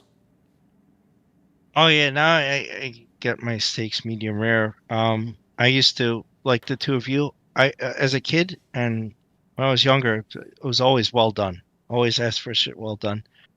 And and when I was going out with Kristen and she gets her stuff rare. Oh shit. And I'm like, oh no, that's like fucking shit. That's raw, I can't do that. And she's like, all right, just get a medium. I'm like, wow, this is fucking great. The shit's not charred. It's delicious, And yeah, I never went back. Nice. All right. Mob hits with a bunch of questions here for the entire panel. Tell us something that gets you excited about your life. Very interesting. Who wants to go first? I'll go. Yeah, go ahead. I was thinking the other day. I'm in my mid 30s, right? And I was thinking, damn, I'm old. But then I noticed I still got a lot of life left. Hopefully. So, something that like in the spirit of the question, I'm like, I still got like 30, 40, hopefully 50 years left of life, which is a lot more than I've already spent. So, I have a lot to live for. So, that's something that I look forward to. Yeah, so that what gets you excited? Yeah, definitely. Yeah. All right, who wants to go next? This is a tough one. It's like, yeah. I don't know. It's like there. Here's the thing. I think I'm having a hard time with the word excited. I would go for grateful. That's what I would choose. That's the easier thing for me to answer. Grateful for having a steady job. Grateful for having good friends, and grateful for living in New York City. Yeah. So that's for me. Who else wants to go? Yeah, I'm grateful. Like, I have my daughter, and I love her to death, and she's, just seeing her smile and happy brings me a lot of joy. I'm grateful, like, for, a good job, good friends, like family. That I think Tony's right. That's a better way to phrase the question. Like, if excited, like I'm not like doing CrossFit or anything. I'm not. Yeah, like I'm not jumping out of a I'm fucking plane or something like that. Yeah. So I say grateful. I'm grateful for those things. There you go. All right, let's go with that one. Manny, what are you grateful for in life? Grateful in life. The ability to be able to do the things that I can do. Like being able to to do these things, to do the things in my career, stuff that, even if it is something small, it's still to be a part of something bigger. I do enjoy that sort of thing. I don't need to be the first name on there, but I'm glad of being able to do that. Yeah, your name's on there. And of that's course, what matters. and of course, the all the people in my life. You guys. The family and stuff like that. It's always good. Yeah. Even though, especially when it comes to the family part, I don't talk to them as much as I would like to, but, I'm glad that they're there, when I need them and still when they need me and stuff like that. There you go. Yeah. All right. Brett, what are you grateful for? Grateful that I'm finally getting the surgery that I've been chasing down for so long, and kind of in the original. I guess these are both kind of in the original day. Like, I'm excited for the surgery. That makes me excited for some life going forward, and I'm excited that I've started dating again. Got a new girlfriend. It's pretty awesome. That makes me excited for the future, because it's been a rough ride getting here, man. Nice. Brian. I'm grateful that I have a job that I enjoy and it pays well. I know there's lots of people out there that have jobs that they absolutely cannot stand with a passion. But yeah, I'm happy that I really enjoy my job. I mean, there are some days I wake up and then I don't make any progress on what I'm doing, but it's still a good time. And my boss doesn't yell at me for those days. So I'm happy with that, Nice. I think we got everybody. So we'll move on here to the next question. What would your today look like in 5 years if you won the lottery? Interesting way of phrasing that. My today? That part I don't understand. I guess what would your life life be like like if you won 5 the years? lottery? Yeah, there you go. To be honest, it wouldn't be that much different. Maybe I'd own my own property. I'd have that. I would, and have a space, have a legitimate space that I can fully control. But as far as the thing, I would still want to stay working. Maybe the difference would be that I would be able to fund some of the projects that I have in mind, as opposed to sort of, the other part of it. But that's what it would be. I think it would be more smaller things. The thing about having that sort of money, and it's always the thing that sort of hangs over your head, is the worry that you'll never, that you're only just making it, especially when you're doing a lot of freelance and stuff like that. And sometimes you do a lot of jobs and they don't pay amazingly. You could do those things and it didn't matter. I mean, that's what I would say. Yeah. Okay, so I would get kind of tied into what we talked about earlier. I would get myself a nice condo here in Long Island City, preferably that building that's like directly across the street from the train station, so I can go to Manhattan whenever I want. Here's the weird thing. It's like, if I have enough money, I don't need to work anymore, but I like my job. So as weird as this sounds, I would keep working. I like my job. Same. I like my fucking job. Still just keep working. Yeah. The lottery winning would just ensure that I legit don't need to worry about money anymore. I know my job cuts into me writing novels, but again, you want to talk about exciting. I like, working in tech. It's fun. Maybe I'll get to a point where it gets boring, but I'm very fulfilled. I like going to different places, meeting different vendors and stuff, meeting lots of really cool people. So yeah, even if I had like $100 million and shit in the bank, I'm like, I still keep my job. I like it, So yeah, I wonder how many of us would do the same thing. Like not just working, because I think most of us would still want to work, but how many of us would keep the exact same job that we currently have? Yeah, I really like my job, man. I'm very fulfilled by it. Does it excite you? I would say it does. I would say it does. Found it. Yeah, but the interesting thing is, if you would have asked me the same question years ago, you know, when I was just a gaming journalist, freelancer, I wouldn't be. I would give that up real fast. You know, I'm leaving the ST View and play. yeah, I'm leaving the industry. Oh God. You know, I'm like, fuck that shit. I don't want to be a gaming journalist. You know.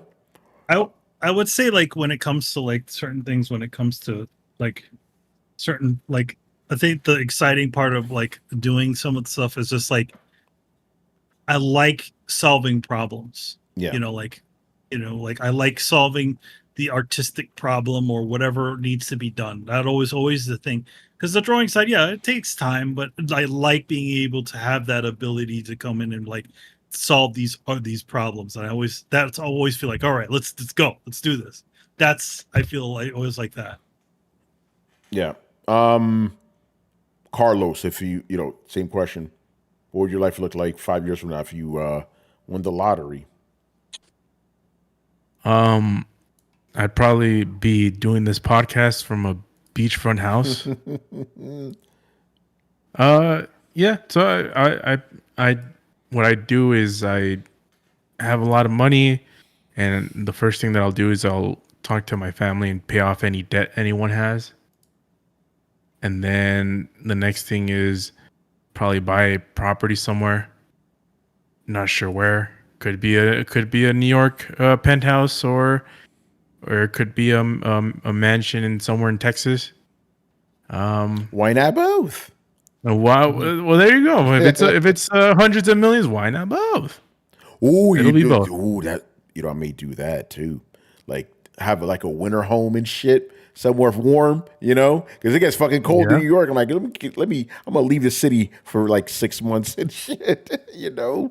Like, yeah, a couple of months. Go to Florida. Go to Texas. Go somewhere where it's a lot more livable. Yeah. All right, Brett, if you won the lottery, what would your life look like 5 years from now? Oh, I'd just be chilling in Hawaii. There you go. Chilling. Straight up. All right, Brian. Mostly the same. Again, with Carlos here, we'll pay off people's debts. I wouldn't tell many people, and if I did, I would drastically reduce the amount that I save. Maybe say I got a tenth, just because I've heard so many horror stories of family coming out the woodwork and all sorts. But in terms of work, Tony, well, I think Tony raised a good point. Would I still work the same job? And that's kind of the thing. I enjoy what I do, but would I do it for myself or do it for other people? Because at least if I'm doing it for other people, then it's still a case of, okay, I need to get up a certain time, do this a certain time, and have other people deadlines. And again, there's meetings to do. Whereas if I'm working for myself, then I can set my own tone. So probably quit my job, but then still do what I'm doing, but for myself instead. Because then I have the financial stability there, so I don't have to worry about that. Oh shit, Brian, you just gave me an idea. Do that shit for myself, man. Be like a fucking tech influencer or something, you know? Oh, Tony's gonna be like, all right, I'm gonna be the tips and shit. I'm gonna be the editor in chief of Cool Stuff, the tech blog. You know? Yeah, he was like, oh, I could keep doing the tech stuff for myself. I have enough money to build a company, you know? Logic Win says, I have 3 Japanese wives. The Japanese. Yeah. Chris, did you go? No, Okay. I say I'd agree with you. I like what I do.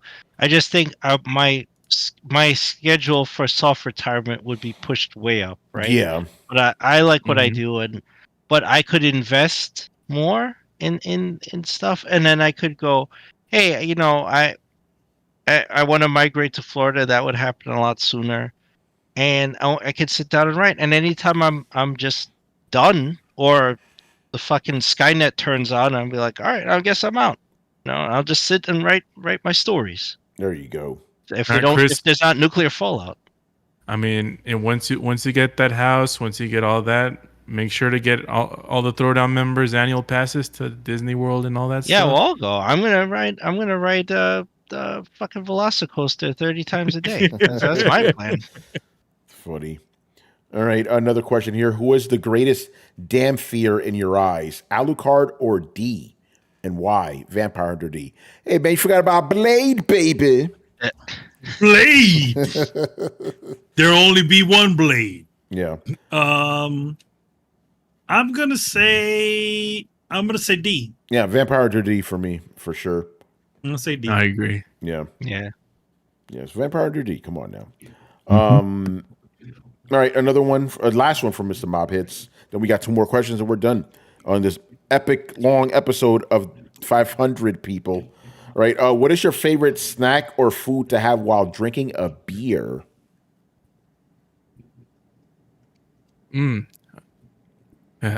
Yo, Tony, alligator bites? Yeah, alligator. I remember that. This one's interesting because I don't drink beer alone. I'm only drinking if I'm out. And it's just, what am I eating? If I'm hungry, whatever's available, you know. But yeah, I don't pretzel, really like. Yeah, some bars have pretzels on the thing and nuts and stuff like that. Yeah, but it's like, you know, again, if I'm drinking beer, I'm usually having like food, like, you know what I'm saying, a burger, whatever. If you're drinking to drink, I mean, yeah, I don't really drink alone though, man. That's the thing. No, but I'm saying, like, if you're hanging out with Mike and the and the guys, like, what would that be like? Would you just be like chugging them down, or would you have a little something, whatever snack? Well, that's the thing. If I'm hanging out with you guys, it's like, what am I eating? Hot dogs and burgers. You know, it's not a barbecue. It's not really snacks. I guess like if there's some Doritos, sure. But you know, my thing is like, I'll eat whatever is available at that whatever place I'm drinking. I guess. Yeah, there's no specific favorite you have. It's like, okay, if they got a little pretzels there, you pop a couple of pretzels and then you're there. You go. You know? Yep. You got potato chips. You got those whatever corn nuts. You know that they have like those assorted ones where they have different things. Oh yeah. The trail mix or whatever the fuck they call them. The trail mix, yeah. Yep. But yeah, man, that's my answer. It's like, I don't, whatever is available, I'll eat. You know, because you know when you're drinking, you get hungry. It's like, oh, whatever, let's go. You know. Yeah. Yeah. All right. Anybody else have anything specific? They have with their beer. Yeah, like Adam chases beer with coffee. Oh, that's weird. Adam's crazy. That's weird. That's weird, man. No, I'm kidding. But it always seems like he's like, yeah, I'm having a beer, and he's like, yeah, I'm gonna have me a coffee. So I'm like, whoa. You know what's funny? I've never talked to Adam about this. I just can't imagine him drinking.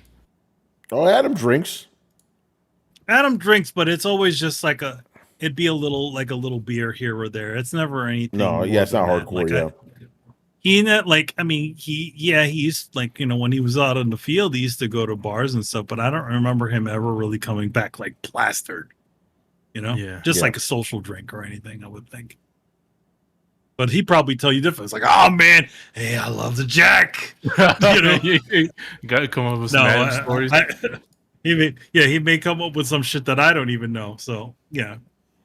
Yeah. All right, man. Let's move on. Last 2 questions, people. Jay Shep. All right. This one is for me. You've seen a lot of changes in the gaming industry throughout your journey, both positive and negative. Have you ever considered writing a book about your experiences? Your first title can be Grown Man Gaming. Isn't that copywritten by somebody though? Well, I got to talk to Gamer 2323 about that. I've always thought about doing like a tell-all book, you know, because I got stories on motherfuckers, man. You know, but I'm not gonna do that because that's evil. But in my dark thoughts, I always think like, man, if I leave the game industry, man, I'm gonna write a tell-all book. And I'm gonna expose all these motherfuckers. You know. Well, I mean, but like a serious memoir about my time in the gaming industry. Nah, I'm good. I'd rather write my fiction. You know, if I'm going to focus on that, I'd rather not go over, because I forgot like I feel like 50% of this shit anyway. You know.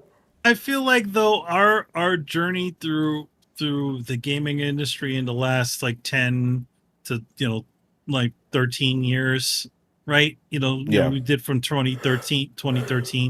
It's not the wild wild west like it was with torrents. No, it wasn't. Torrents Yeah. Torrance legit has some really good stories to tell, and he also has a book, He has an does. awful font, which drives me fucking crazy. I have the book over I don't there even too. want. I don't want to read that. I don't want to read that goddamn book because it's got this ugly ass font. Put some normal font in there, Torrance. I know you're listening. Yeah. Anyway, so yeah, like I definitely think for somebody like him or like a Victor Lucas, like them writing about stuff in the industry, Yeah. that is some Yeah, interesting nobody's gonna shit want to read my because shit. It's like I have nothing to say. no, I mean, well, you know? what can we say? E3 was slowly but surely on the way out. The show floor was clearing out. Yep. It started to become difficult to get appointments at video game studios because they started filling it up with general audiences. It's not anything like amazing. No, not really. By the way, Manny, the same things happen in tech. Like the guys who were here before me, they have some wild fucking stories, But during my time, and even 10 years before that, like things got less crazy. And remember, Torrance used to tell us those tech stories too. Yeah. But the one thing that still remained with tech is those motherfuckers throw some money around, man. Like, it's not like the gaming industry. Again, I'm getting sponsored to go to fucking all these countries now. These guys got money. And not even shitty hotels, like nice places. Torrance told us all of this stuff.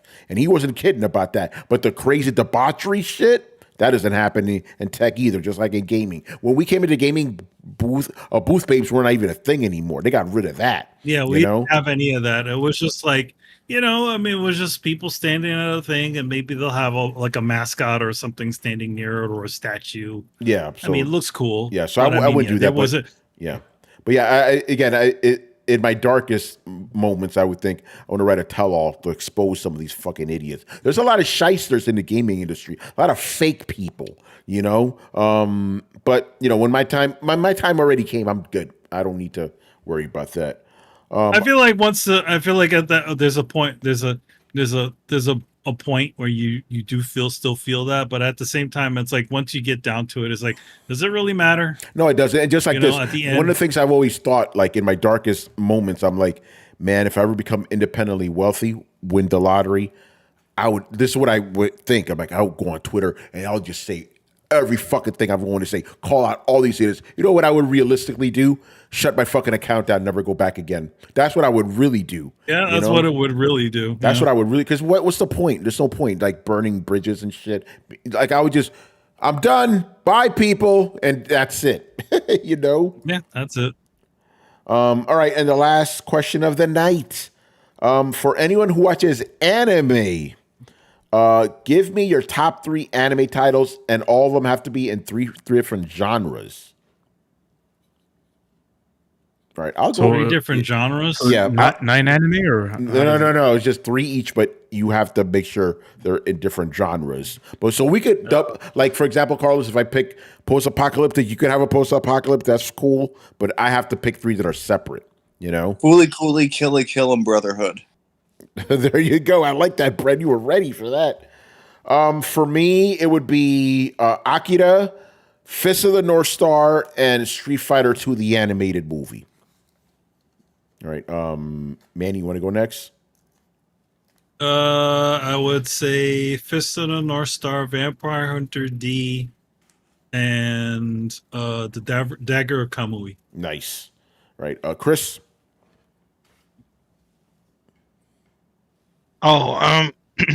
Macross Plus, Ninja Scrolls, and Vampire Hunter D. Nice.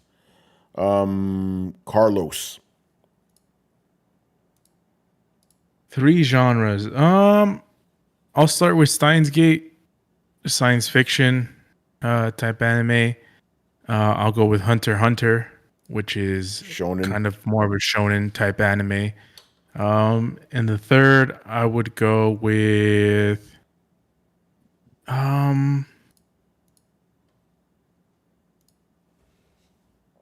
Fuck it, I'll say Clan Ed, which is more of like a slice of life. All right. I don't think anybody's gonna mention slice of life. There you go. And Brian. Oh, It's a tough one because I mostly watch the same stuff, but I guess Afro Samurai, Kill la Kill, and Steins Gate. That should be different genres. Yeah, that sounds like different genres to me. All right, man. What's up? Just don't recommend the Brian. Just don't recommend the Tokyo drowning one.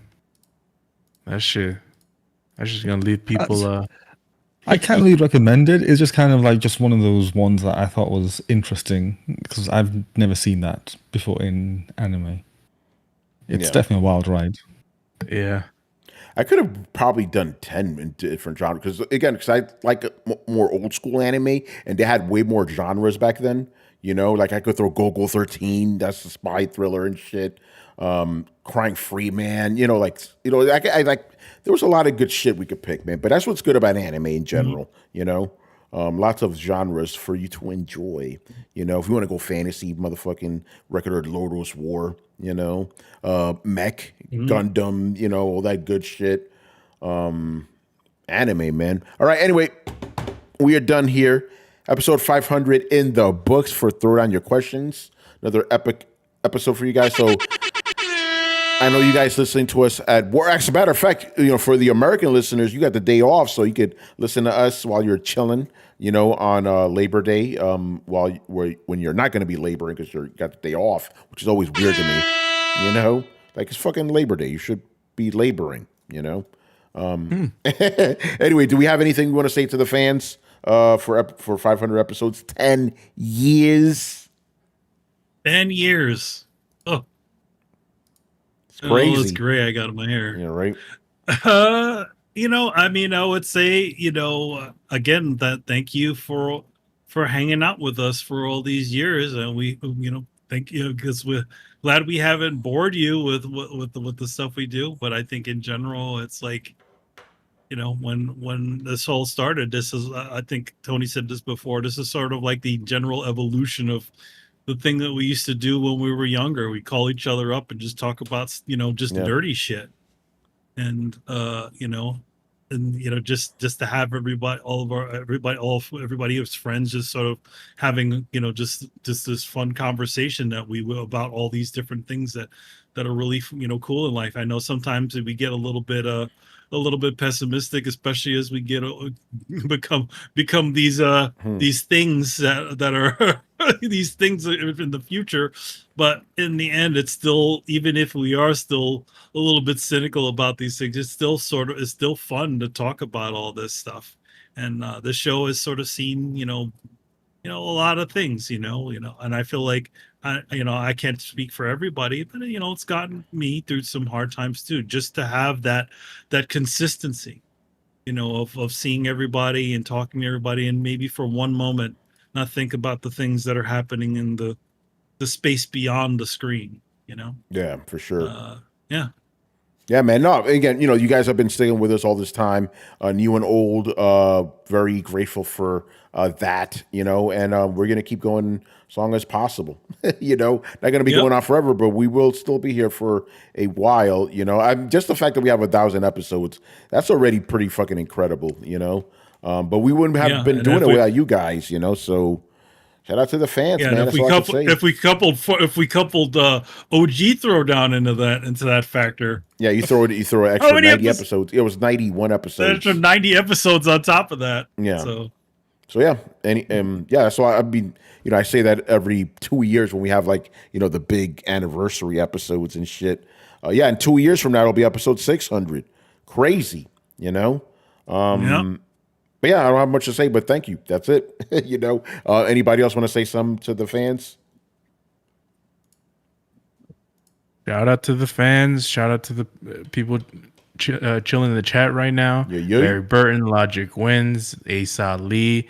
I saw Mr. Reggie Butler on YouTube's. And shout out also.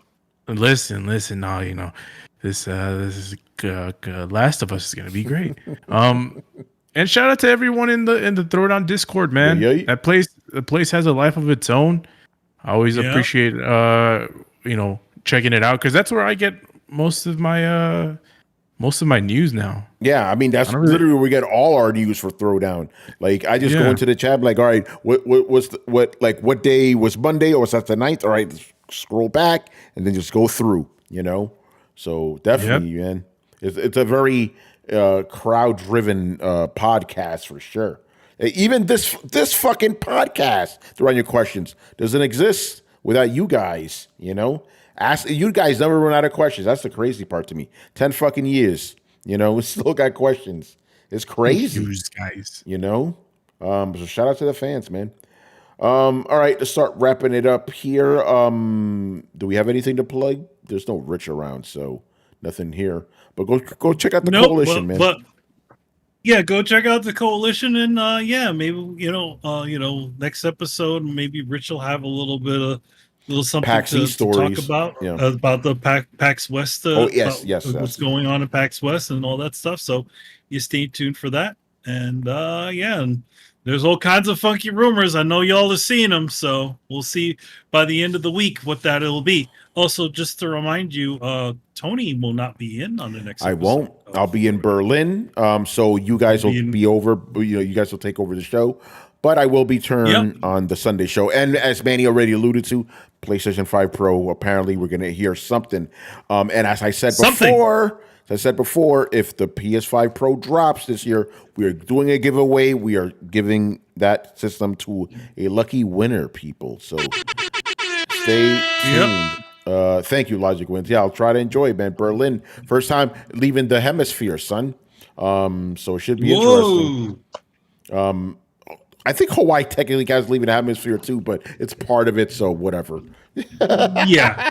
It's like I technically already left, but yeah, like going to Europe, going to the motherland where it all started. Not Germany, just Europe in general. Look at the white skin. I'm fucking European. Descent and shit. So it'll be good to go back to in Berlin too. I remember seeing the Berlin Wall fall was like the first event I remember as a kid. I was like, oh shit, that's significant. Because I wasn't in the country when was it Columbia or Challenger when the space shuttle blew up? Because that was Challenger. Yeah, Challenger. that wasn't 86. Yeah, that was 86. I was 6 years old, but I was Dominican Republic. I wasn't watching any news and stuff. But the Berlin Wall falling, I was like, okay, that's significant. And it was big moment. So going to Berlin, like in Germany in general, fucking the history, Prussia, all this shit, man.